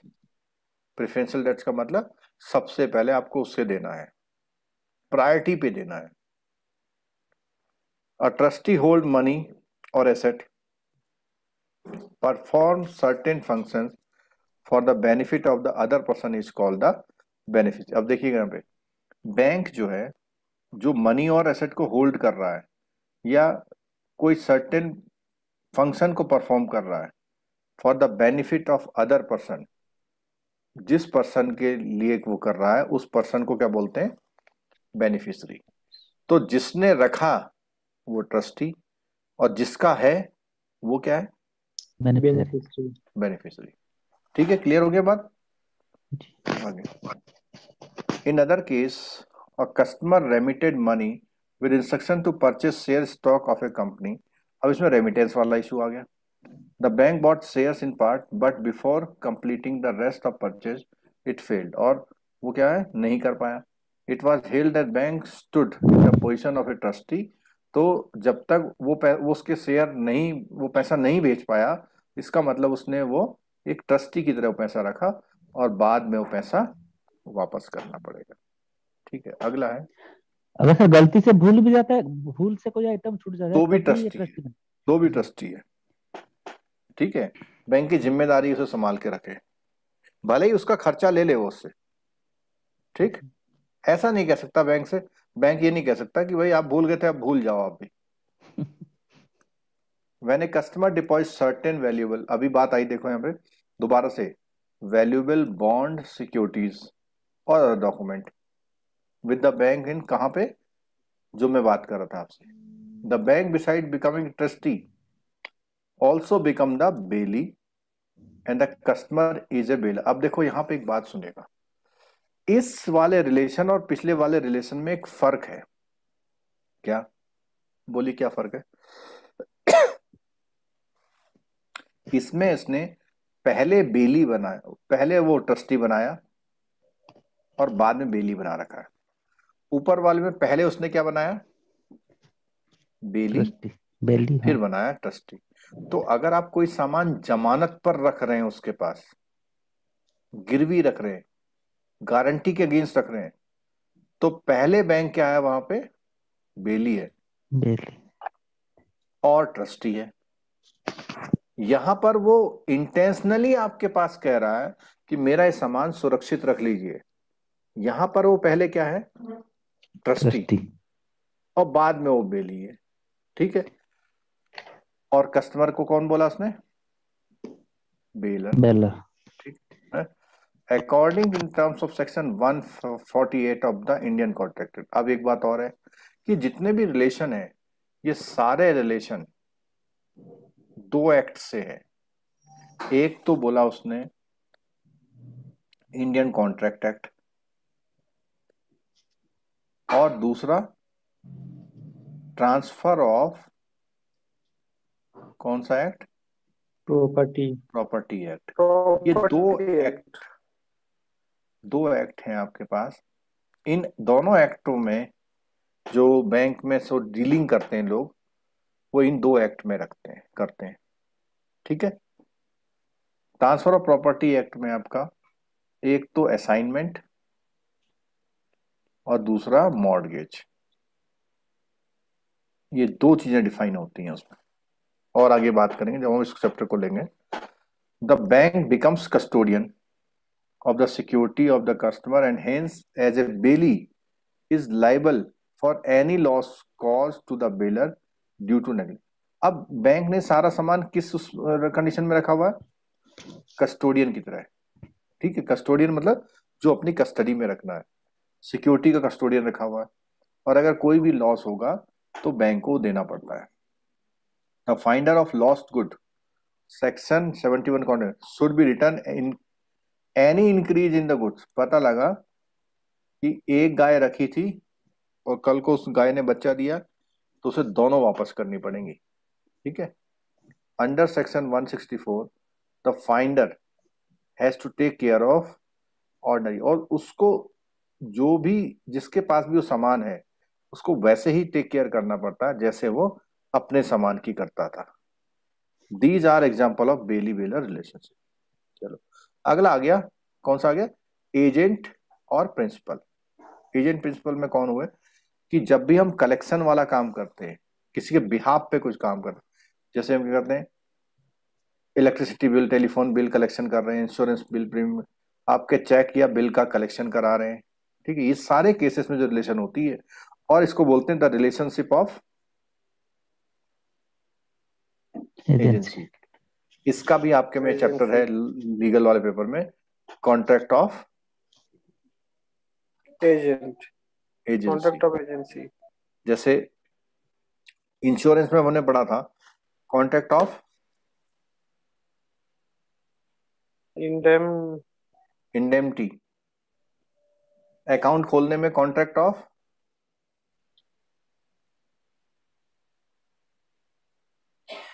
Account में सीधे कॉन्ट्रैक्ट है सिंपल।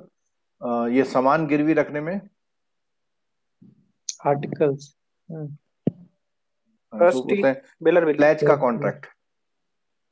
ठीक है। तो contract of pledge, contract of guarantee, contract of ये एजेंसी, इस तरह के कई सारे कॉन्ट्रैक्ट है। कॉन्ट्रैक्ट ऑफ इंडेमनिटी, ये सारे चैप्टर में आपके लॉ में। However terminates on death. अब यही जो एजेंसी का कॉन्ट्रैक्ट है किस किस कंडीशन में कैंसिल हो सकता है, टर्मिनेट हो सकता है? डेथ में, इंसॉल्वेंसी में, ल्यूनेंसी में, और on completion of the work. तो ये 3 कंडीशन तो आपको पहले से पता है कि जैसे ही कोई भी व्यक्ति इस 3 कंडीशन में आता है तो कॉन्ट्रैक्ट क्या हो जाता है?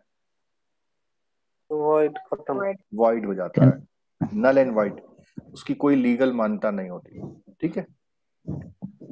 चलो अगला आया लेसर और लेसी। तो ये बेसिकली हमारा जो सेफ डिपॉजिट किस में आता है, लॉकर लॉकर लॉकर में। लॉकर और सेफ डिपॉजिट कस्टडी में कौन से रिलेशन है, ट्रस्टी बेनिफिशियरी बेलर बेली वाले, बेलर बेली, ठीक है, बेलर और बेली वाले, ठीक है। तो बोलता है to the customer who hire them on lease basis the relationship therefore is that the lessor lessee. In certain bank, वो कुछ लोग लाइसेंसर और लाइसेंसी बोलते हैं, ठीक है। Bank लीजेस out the space for the use of client. तो ये सिंपल बात है, कुछ नहीं। चलो अब आया इंडेमनीफायर और इंडेमनीफाइड। तो बैंक इंडेमनीफाइड है और या उसको इंडेमनिटी होल्डर ही बोलते हैं, और कस्टमर क्या है, इंडेमनीफायर। अब किस कंडीशन में काम करता है, तो पहला क्वेश्चन ये कॉन्ट्रैक्ट ऑफ कौन सा है, इंडेमनिटी ये आ गया, देखो, ठीक है। ये कौन सा कॉन्ट्रैक्ट है, कॉन्ट्रैक्ट ऑफ इंडेमनिटी। बोलता है a contract by which one party promise to save the other from loss. तो एक प्रॉमिस कर रहा है सेव करने का दूसरे आदमी के लॉस को, ठीक है। अब वो चाहे उसके खुद के द्वारा हो या किसी दूसरे के द्वारा हो।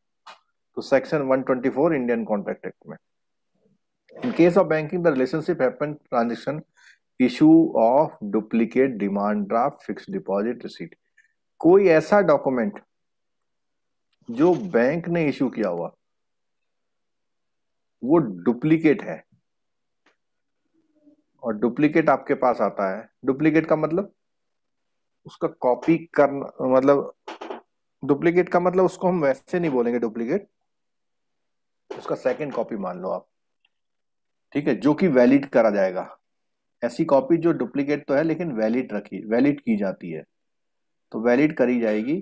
तो उससे पहले वो क्या लेगा, यहां पे सुनिएगा, ड्राफ्ट किसको मिल रहा है डुप्लीकेट, कस्टमर को ना जी, कस्टमर यहाँ पे इंडेमनीफायर है जी। और कस्टमर ने किसको इंडेमनीफाइड किया, बैंक को प्रॉमिस किया हुआ। बैंक यहाँ पे क्या है, इंडेमनीफाइड है या इंडेमनिटी होल्डर है। इंडेमनिटी होल्डर से मतलब वो जो प्रॉमिस देगा तो उसको कौन रखता है, बैंक तो बैंक इंडेमनिटी होल्डर, और उस प्रॉमिस को इंडेमनिटी बोलते हैं, ठीक है।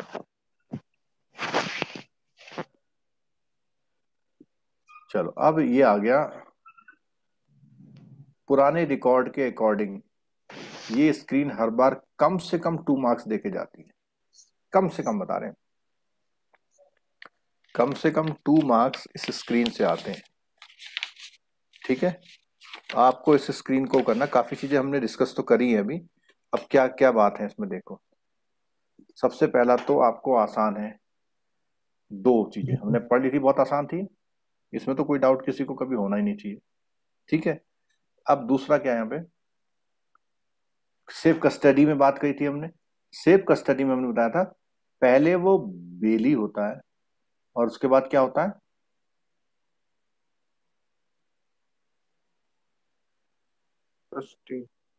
ट्रस्टी नहीं याद है, पहले बेली होता है लेकिन बेली होने के साथ ट्रस्टी भी होता है, उसको सामान भी सुरक्षित रखना पड़ता है। लॉकर में lessor lessee, collection of cheque में कोई डाउट नहीं है। Agent principal. Purchase of draft में देखिएगा, यहाँ पे परचेज ऑफ ड्राफ्ट में क्या है कि बिल्कुल सेम डिपॉजिट वाला मामला है, क्योंकि कस्टमर ने आपको क्या दिया हुआ है, पैसा दिया हुआ है, तो आप कर्जदार हो गए और कस्टमर क्या हो गया, लेनदार हो गया, ठीक है। और ड्राफ्ट वाले केस में, ड्राफ्ट वाले में क्या है, पेई ऑफ ए ड्राफ्ट। अब पेई ऑफ ए ड्राफ्ट कौन होता है, पेई ऑफ ए ड्राफ्ट किसे बोलते हैं, बोलो। पेई जिसका नाम ऊपर लिखा होता ड्राफ्ट में, ठीक है, वो क्या है, ट्रस्टी है, और कस्टमर क्या है, बेनिफिशियरी। अच्छा, ये पुरानी बुक में है आपके, देखना ये लाइन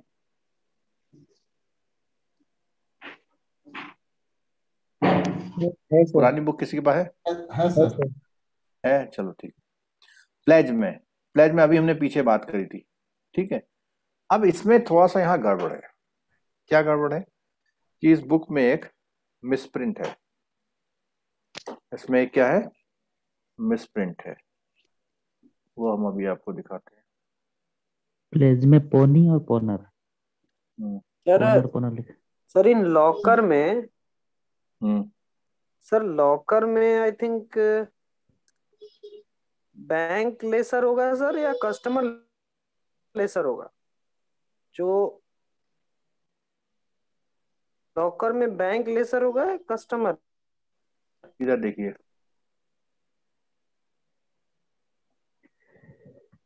ठीक है, लेसर ये बैंक वाला होगा। है।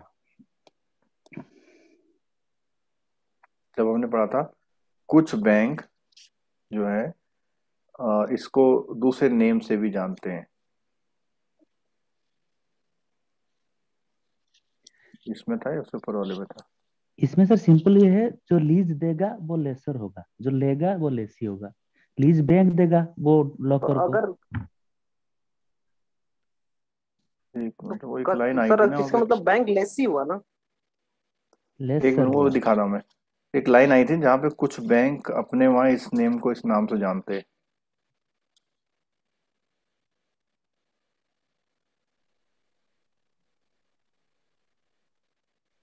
तो जो लेगा वो लेसर होगा, तो कस्टमर लेसर हुआ, बैंक लेसी हुआ फिर। यहाँ पे देखो, the bank provide safe custody deposit locker, safe deposit locker to the customer who hire them on lease basis, the relationship therefore is. तो यहाँ पे बैंक क्या है, लेसर है। बैंक क्या है, लेसर है। तो ठीक तो लिखा है। यहाँ पे आप देखिए, ये लिखा हुआ है, ये जो ब्रैकेट में लिखा हुआ है ना, ब्रैकेट वाला याद रखिएगा, ठीक है। हाँ, तो मैं आपको क्या दिखा रहा था, उसका प्लेज वाला ना। सर इसमें पावनर और पावनी है, दोनों बुक में सही है, इसमें प्लेज वाले में। प्लेज वाले में सही है, दोनों पोनर लिखा है ना, पोनर और पोनी। नहीं आपने इसमें लिखा है, पर बुक में सही है, मैं बोल रही हूँ। मैंने इसमें क्या लिखा है, पावनर पावनर ही लिखा है दोनों जगह पर। पोनी और पोनर होगा।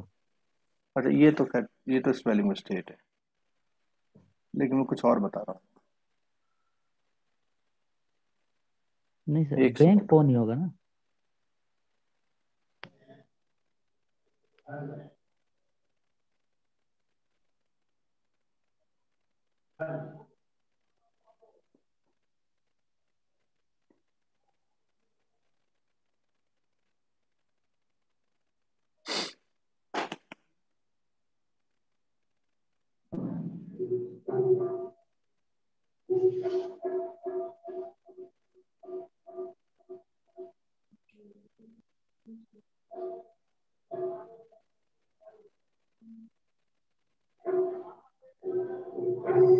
ये स्क्रीन पे देखिए आप लोग,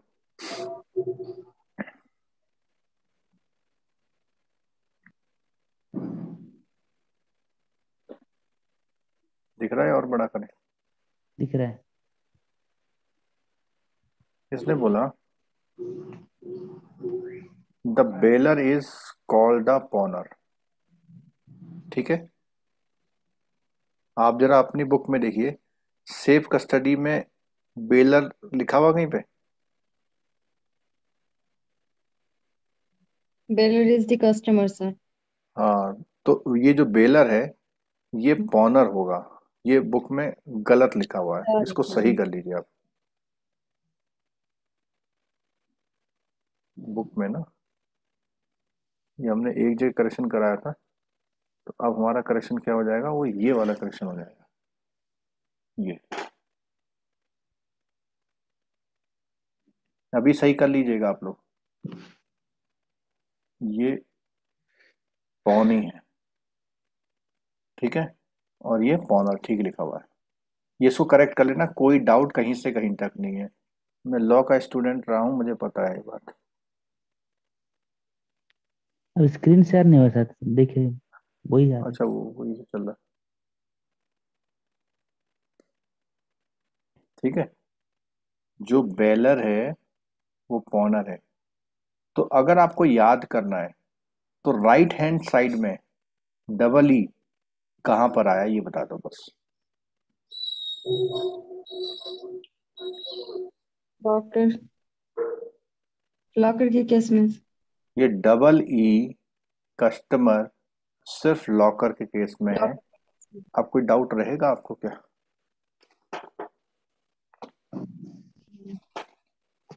बोलिए। नहीं समझे मैं क्या कहना चाह रहा हूं आपसे? जी कस्टमर जो है केवल एक जगह डबल ई है, वो कौन सी जगह है? लेसी लेसर में लॉकर। लेसी। बाकी सब जगह डबल ई जो है वो बैंक को बोला गया। ठीक है, चलो और देखते हैं। मॉर्गेज में सामान किसके पास रखा है? बैंक के पास। ठीक है, और इधर दिया किसने है? इसका मतलब ये होता है कि एक्शन कौन कर रहा है। तो यहाँ पे कस्टमर अपने आप को एग्रीमेंट में लेके आ रहा है। जो देता है Mortgage वो OR होता है, जो लेता है वो डबल ई होता है। डबल ई होता है, ऐसे कह लो। यही है। ठीक है, ठीक। अब जैसे यहाँ पे देखो जो आपकी डेफिनेशन है उसके अकॉर्डिंग बात करें तो देखो मनी अगर रखी है बैंक के पास तो जिसने दी है वो छोड़ दो, जिसके पास है वो डबल ई है। आर्टिकल गलती से छूट जाए तो ट्रस्टी है। शेयर्स सेल के लिए तो एजेंट है। ये लॉकर के हाइपोथिकेशन बारे में में काम करेगा सर, लॉकर में भी काम इसके करेगा। लॉकर में जो यहाँ पे लेसी नहीं है, लॉकर वाले में लेसर और वो लेसी। काम करेगा। अभी ऐसे समझेंगे तो लीज कौन दिया है? बैंक दिया है तो वो लेसी है। लिया कौन है? वही है, लेसर है। बैंक जो दिया है वो लेसर है।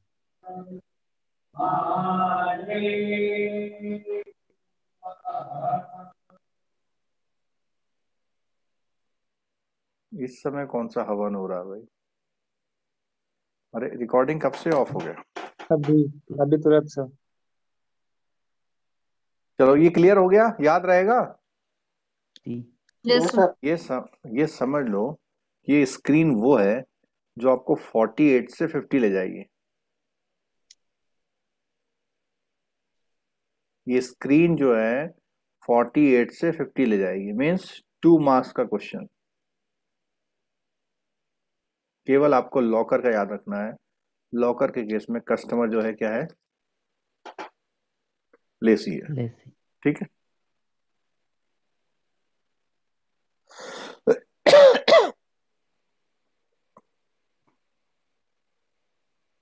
चलो आगे आते हैं। अब आया हमारा एंटी मनी लॉन्ड्रिंग। ठीक है, ये एंटी मनी लॉन्ड्रिंग को हम यहाँ बिल्कुल नहीं पढ़ेंगे। हम कहाँ पढ़ेंगे जरा बताओ तो? लीगल में। AFB में। AFB का जो मॉड्यूल बी है, सॉरी मॉड्यूल डी, ये बहुत इंपॉर्टेंट है और वहां पर हम इसको कवर करेंगे। ठीक है, मॉड्यूल डी। और हालांकि वो काफी चीज आती होंगी लेकिन कवर करेंगे हम। लेकिन कहाँ करेंगे? Module D. कौन से चैप्टर के? AFB। और इसमें यहाँ जो इस बुक में ये येलो कलर से लिखा हुआ है, ये इस एक्ट में ऑब्जेक्टिव में 3 पॉइंट जोड़ दिए गए। कौन कौन से? पहले तो है टू प्रिवेंट क्रिमिनल एलिमेंट, उनको बैंकिंग सिस्टम यूज ना कर देना। दूसरा है to prevent spread of criminal activity in society. तीसरा है safeguard the economy of financial crimes. Fourth है prevent terrorist from gaining access to the financial resources. ये 3 ऐड हुए हैं, आपकी पुरानी बुक में नहीं है, ये न्यू बुक में आए हुए हैं। सर ये हम कर पाएंगे ना? हमारा तो AFB का नहीं लिए सर, मेरा PP का रहा है। वो जॉइंट क्लास होगा ना? आपका AFB नहीं लिया आपने? क्यों नहीं लिया? नहीं, जॉइंट क्लास होगा ना।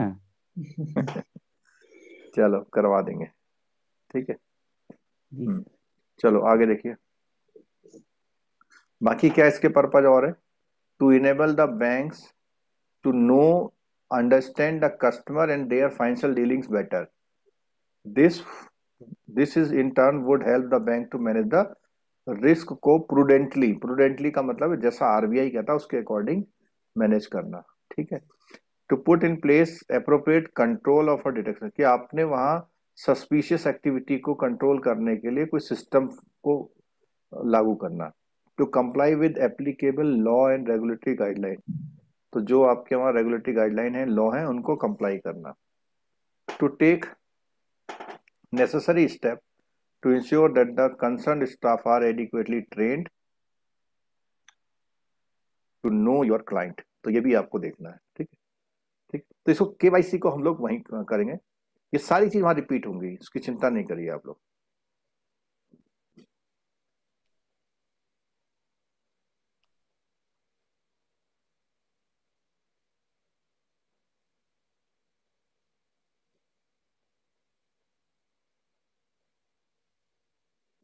या हम एक काम करते हैं, इसको एक्चुअली मैं अभी क्यों नहीं कवर कर रहा हूँ, कोई मेरे को आंसर कर सकता है मैं अभी क्यों नहीं कवर कर रहा हूँ इसको? तब रिवीजन नहीं करना पड़ेगा. जाएंगे. हाँ हाँ, ये एग्जैक्टली यही आंसर है कि अभी हम करेंगे, 2-4 चीजें जरूर हम भूल जाएंगे. वहां हम इसको जो लास्ट के 7-10 डेज में जो रखेंगे तो वहां पर रखेंगे तो हमारा वो हो जाएगा. ठीक है. चलो अब आगे आ जाओ. डिफरेंट, ये जो बाकी अदर टॉपिक हैं वो अदर टॉपिक आपकी डेली बैंकिंग लाइफ में होते रहते हैं ना, तो कई सी चीज आती है, थोड़ा थोड़ा आपको वो इंक्रीज करना है उसको. ठीक है ना. चलो आगे देखते हैं.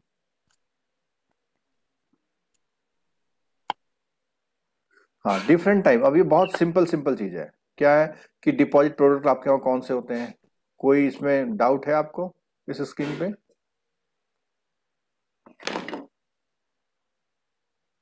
बोलिए. बहुत नॉर्मल सी चीज है.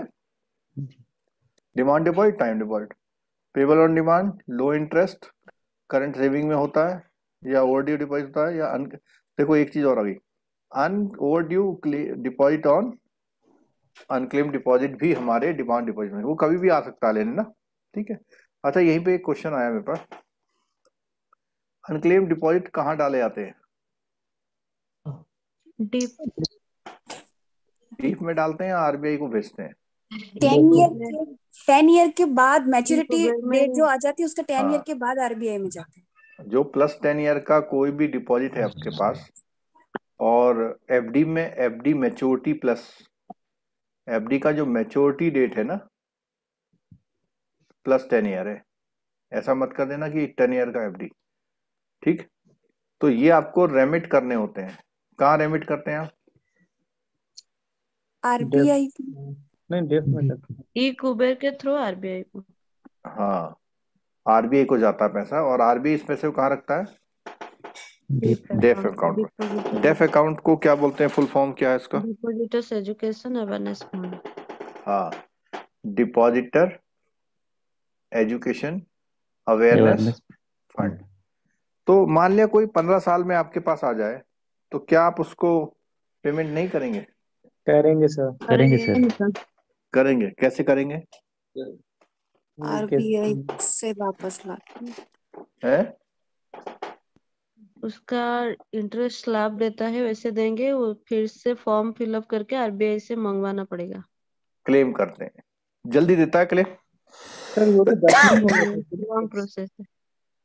मैंने सुना है बहुत डिले करता है आरबीआई पेमेंट. 10 मिनट्स में होता है सर वो. कितना? 10 मिनट 10 मिनट में वापस आता है सर.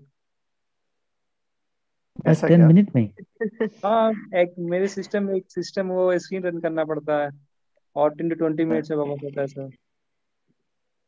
अच्छा, ये मैं अभी तक तो ये सुन रहा था कि बड़ा परेशान करता आरबीआई. कौन से बैंक में आप? सर मैं कर्नाटक ग्रामीण बैंक में. कौन सा? केजीबी कर्नाटक कर्नाटका ग्रामीण बैंक. ग्रामीण बैंक में.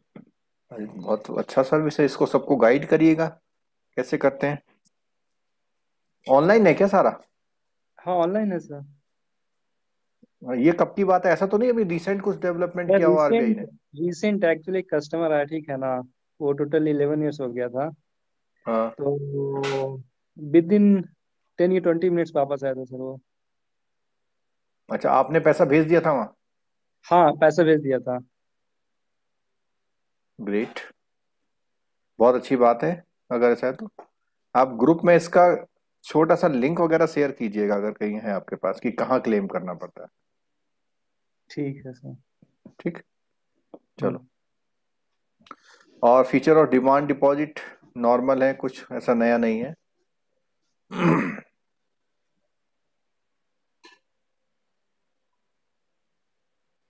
ये कुछ नए बॉन्ड, ये येलो वाले पॉइंट है आपकी बुक में नहीं है, नए एडिशन में आए हुए हैं, तो इसको हम लोग रीड आउट कर लेते हैं क्योंकि आपके पास नहीं होंगे अगर आप रिवीजन करेंगे तो। No bank shall open current account for customer who have availed credit facility. ये आपने आजकल काफी न्यूज सुनी होगी इसकी, ठीक है? ठीक, जिससे कि वो अपना पैसा कहीं और से रूट करता है और अकाउंट एनपीए करता है। ठीक, where a bank exposure to a borrower is less than 10% of the exposure of banking system to the borrower, while credit are freely permitted. Debits to the current CCOD account can only be credited to CCOD account of that borrower with the bank that has 10% or more. अब यहाँ पर ये बोला है किस case में, ये जो 10% वाला क्लॉज लगाया है किस केस में लगाया हुआ? कंसोर्शियम लोन में। कंसोर्टियम वाले में। जब मान लिया उसका 5 बैंकों से लोन है तो जिसके पास 10% से ज्यादा का एक्सपोजर होगा वहां वो अकाउंट अपना चला सकता है, फ्रीली परमिट सर है। शायद ये चेंज हुआ है सर। इसमें क्या चेंज हुआ है? आप अकाउंट खोल सकते हैं। उसमें एक क्लॉज तो अमाउंट वाला है शायद कि नहीं, 5 करोड़ वाला है, से 5 करोड़। 5 करोड़ से नीचे जिसका क्रेडिट लिमिट है वो खोल सकता है अकाउंट किसी भी बैंक। लेकिन उसको एक कंडीशन है, जो खुला है वो रह सकता है। नहीं कंडीशन है एक और। नया भी खोल सकता है सर, नया खोल रहे हैं हम कलेक्शन खुद ही अकाउंट खोल खोल सकता है सर। खोल सकता है लेकिन एक कंडीशन है, उससे डिक्लेरेशन देना पड़ेगा। क्या? कि हम 5 करोड़ कि से ऊपर करेंगे तो आपको इन्फॉर्म करेंगे। ना ना ना ना कि ये अकाउंट जो खोला गया सिर्फ कलेक्शन पर्पज से खोला गया है। नहीं सर, एक बार सर मेरे वो ख्याल से कलेक्शन चेक पर्पस करिए। वाला क्लॉज हटा दिया आरबीआई ने शायद। हटा अभी दिया सर रख इसको। सकते हैं लेकिन 5 करोड़ से ऊपर उनका फंड नहीं जाना चाहिए और डिक्लेरेशन देना पड़ेगा कि अगर जाएगा तो वो बताएंगे, इन्फॉर्म इन्फॉर्म अच्छा, करेंगे। तो इसका मतलब ये है कि जो हमारा ये है इंडस्ट्री है ना, FICCI, federation of Indian chamber of commerce, FICCI बोलते हैं उसे, उसने कंप्लेन किया हुआ कि हमारा जो है, जो जितने भी लोग हमारे बिजनेसमैन हैं उनको बैंकिंग एक्सेस करने में दिक्कत हो जाएगा, बहुत प्रॉब्लम हो गया, तो ये शायद चेंज हुआ होगा। ठीक है, लेकिन अभी जरा ये 2-3 चीजें देख लो जरा पहले, क्या क्या चीजें हैं इसमें। कि पहले तो हम ये पढ़ रहे थे कि उससे जो है 10% से ज्यादा वाले को करना पड़ेगा ना। Fund will be remitted from these accounts to set transferring at the frequency agreed, और जब जब पैसा वहां आएगा तो उसे वहां ट्रांसफर करना पड़ेगा। Further the credit balance in such account shall not be used as a margin availing any non fund based, यानी जो लोग वो एलसी वगैरह यूज करते हैं ना, एलसी में क्या करते हैं, इस अकाउंट के बैलेंस को वो क्या यूज करते हैं एज ए मार्जिन, वो इन्होंने रेस्ट्रिक्ट कर दिया है। In case there are more than one bank having 10%, अगर एक से ज्यादा बैंकों के पास होगा तो उसमें बोला हुआ है the bank to which the fund are to be remitted may be decided mutually between, तो वो आपस में तय करेंगे कहाँ कहाँ ये अकाउंट खोलेगा। It may be noted that the bank with exposure to borrower less than 10% exposure banking system can offer working capital demand loan, working capital term loan facility to the borrower. Where a bank has a share of 10% or more of total exposure, the banking system of the borrower, it can provide CCOD facility either two. In case borrower covered under guideline loan system 2018 का bifurcation of the working capital facility into loan component and cash credit component, यहाँ ये बोलना चाह रहा है कि उसका जो सीसीओडी का भी लिमिट है वो भी कई जगह वाइफरकेट हो सकता है। कई बार होता है ना कि 10 करोड़ के लिमिट इस बैंक के साथ है, 50 करोड़ का उस बैंक के साथ है, ये यहाँ पे वो कहना चाह रहे हैं कि वो बाइफरकेट हो सकता है उसको, ठीक है। यहाँ पे जो इंपॉर्टेंट पॉइंट है ये वाला देखो, 50 करोड़ वाला, where exposure of the banking system is ₹50 crore or more, bank shall be required to put in place an escrow mechanism. Accordingly, current account of such borrowers can only be opened, maintained by the escrow managing, मतलब एक ऐसा उनका जो boss bank है जो सब काम कर रहा है उनके लिए, वहां खुलेगा। There is no restriction on opening of collection account by lending bank, जो अभी हम बात कर रहे थे कि कलेक्शन अकाउंट खोलने के लिए कोई भी ऑब्लिगेशन नहीं है। The fund will be remitted to these account to set escrow account at a frequently, और जो उसमें बैलेंस है उस बैलेंस का फंड आप इस एस्क्रो अकाउंट में टाइम वो करते रहेंगे, ठीक है। अब एक जो 5 करोड़ वाला सुनिए, in case the borrower where exposure of banking 5 crore और मोर बट लेस देन, तो इसने क्या करा, एक तो करा 5, एक करा 50, तो ये जो ऊपर वाली डेफिनेशन थी वो इनके लिए थी, ये वाली डेफिनेशन यहां से यहां तक है, और एक अदर है लेस देन वाली, ठीक है। तो इसमें क्या बोलता है कि is no restriction in opening current account by the lending bank, however non lending bank may open collection account, तो इनके लिए तो कुछ भी मना नहीं किया इसने। Bank are free to open current account of prospective customer who have not availed any credit facility from the banking system, subject to necessary due diligence as per their board. अब ड्यू डिलीजेंस से मतलब क्या है कि उसे जो है और बैंकों से क्या मंगाना चाहिए, एनओसी या नो ड्यूज, एनओसी कि भाई हमें कोई प्रॉब्लम नहीं है, ठीक है। Bank should monitor all current account CCOD regularly, at least on a quarterly basis, especially with the respect of the exposure of the banking system to the borrower to ensure compliance, ठीक है। Bank should not route withdrawal from the term loans through current account, यानी term loan से निकाला और कहाँ डाल दिया, current account में। क्यों मना किया होगा ऐसा, बताइए क्यों मना किया होगा? क्योंकि टर्म लोन तो मशीनरी के लिए दी जाती है, तो सीधा पेमेंट होगा ना। हाँ, वो करंट अकाउंट में डाल के अपना टर्नओवर दिखा देगा उसको, ठीक। Since the term loan are the specific purpose, the fund should be remitted directly to the supplier of good. Additional guideline, it has been decided to permit the bank to open a specific account which are stipulated under various status and instruction or other regulation department without any restriction placed in term of level guideline and indicative क्या क्या चीजें हैं जी कि without वो कर सकता है। उसने बोला account for real estate project mandated under section of RERA, RERA समझते हो, real estate regulation act, for the purpose of maintaining 70% of advance payment collected. अब देखो इसमें एक बात बोली,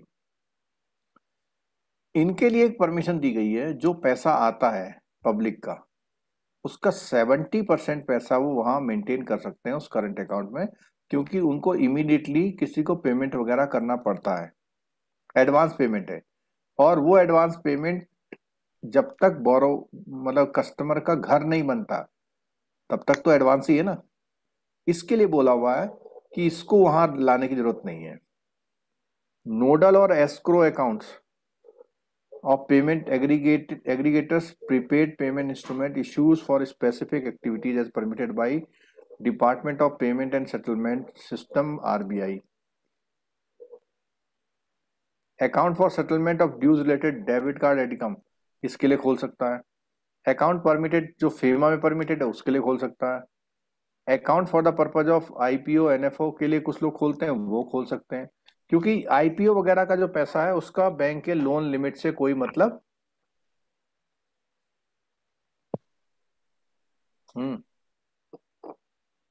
होता है। सब सो गए? डीमैट फॉर्म में होता है ना? नहीं, मेरा कुछ और कंसर्न था इस बात को कहने का कि सर उसमें IPO नहीं NFO लगा सकते ना लोन वाला पैसा को। हाँ, वो एक अलग चीज है। मतलब ये एक तरह से आप इसका क्रक्स समझिए सर्कुलर का, ये क्रक्स है कि जो बिजनेस आपका हो रहा है, बिजनेस के ट्रांजैक्शन जहां से आपने क्रेडिट फैसिलिटी ले रखी है वहीं से होने चाहिए। सिंपल सम कॉन्सेप्ट इसका ये है, ठीक है। चलो अब इसको नेक्स्ट डे की क्लास में करेंगे, है ना। और बिलीव करिए ये 2-3 टॉपिक ऐसे हैं जिसमें आप बहुत अवेयर हैं उन टॉपिक से, लेकिन जब हम लाइन टू लाइन पढ़ रहे हैं तो ऐसा कोई भी क्वेश्चन वहां गलत होने का चांस कम हो जाएगा, ठीक है। क्योंकि ये वो टॉपिक हैं जब आप एग्जाम देने आते हैं तो आपको लगता है कि इसका ये वाला भी आंसर सही है और ये वाला भी सही है, ठीक है। और कल जो है पहला क्लास 9 बजे से, मैं अभी से अनाउंस कर दे रहा हूं, कल हम पढ़ेंगे लेटर ऑफ क्रेडिट। बहुत इंपॉर्टेंट है। फर्स्ट पेपर में तो 1-2 क्वेश्चन, लेकिन थर्ड पेपर में 3-4 क्वेश्चन भी लेटर ऑफ क्रेडिट से आते हैं। और इसके साथ साथ जब आप CIB करेंगे तो लेटर ऑफ क्रेडिट में से 7-8 नंबर के क्वेश्चन आ जाते हैं वहां पे। तो बढ़िया तरह से करेंगे तो आपको अच्छा याद रहेगा, ठीक है। और सुबह 9 बजे से क्लास है, शाम को भी क्लास है। और आप लोगों को अगर JIB इस बार करना है तो डेफिनेटली आपको पढ़ाई ज्यादा करनी पड़ेगी। कोई ऐसा तो नहीं कि ज्यादा पढ़ना पड़ रहा है, ठीक है। सर ये अकाउंट्स की क्लासेस सर कब से होंगी? 15 से टारगेट किया हुआ हमने। लेकिन सर पढ़ाई कम हो रहा है, मेरे को लग रहा है ना लास्ट में वर्डन पड़ेगा एकदम से। तो आप ऐसा क्यों नहीं करते कि इस समय जो है जो PPB का है पूरा खत्म कर लीजिए। नहीं वो तो हम तो कर रहे हैं, लेकिन सब पे पड़ेगा, हम वो बेसिक बता रहे हैं। नहीं सबको नहीं पड़ेगा। उसमें मेरा जो स्ट्रेटजी है थोड़ा दिक्कत है। देखो मैं टफ पड़ रहा है। अकाउंट वाले में जो आप एक चीज से डर रहे हैं, आपको लगता है कि उसमें बुक कीपिंग बहुत आती है जी। पता है बुक कीपिंग कितने मार्क्स की आती है उसमें? 30 से 40 मार्क्स। और जब से ये ऑनलाइन का सिस्टम हुआ है ना, तब से न्यूमेरिकल आने कम हो गए हैं। पिछले बार किसी ने दिया था एग्जाम? तब फर्स्ट टाइम है सर। नहीं जिसने किसी ने पिछले बार दिया था वो बताओ मुझे। दिया था सर, हमने दिया था। डेप्रिसिएशन का पिछले बार आपने दिया था? हाँ डेप्रिसिएशन का दिया था, काफी था। न्यूमेरिकल भी थे सर थोड़े। नहीं थे न्यूमेरिकल, लेकिन बुक कीपिंग में से कितने न्यूमेरिकल थे? बुक कीपिंग से सर तो नहीं थे। मैं बता तो रहा हूँ, बुक कीपिंग से मतलब एरर रेक्टिफिकेशन, ट्रायल बैलेंस। हाँ क्वेश्चन आए थे सर, इसके भी आए थे। हाँ एक आध तो होगा, मैं बता रहा हूँ।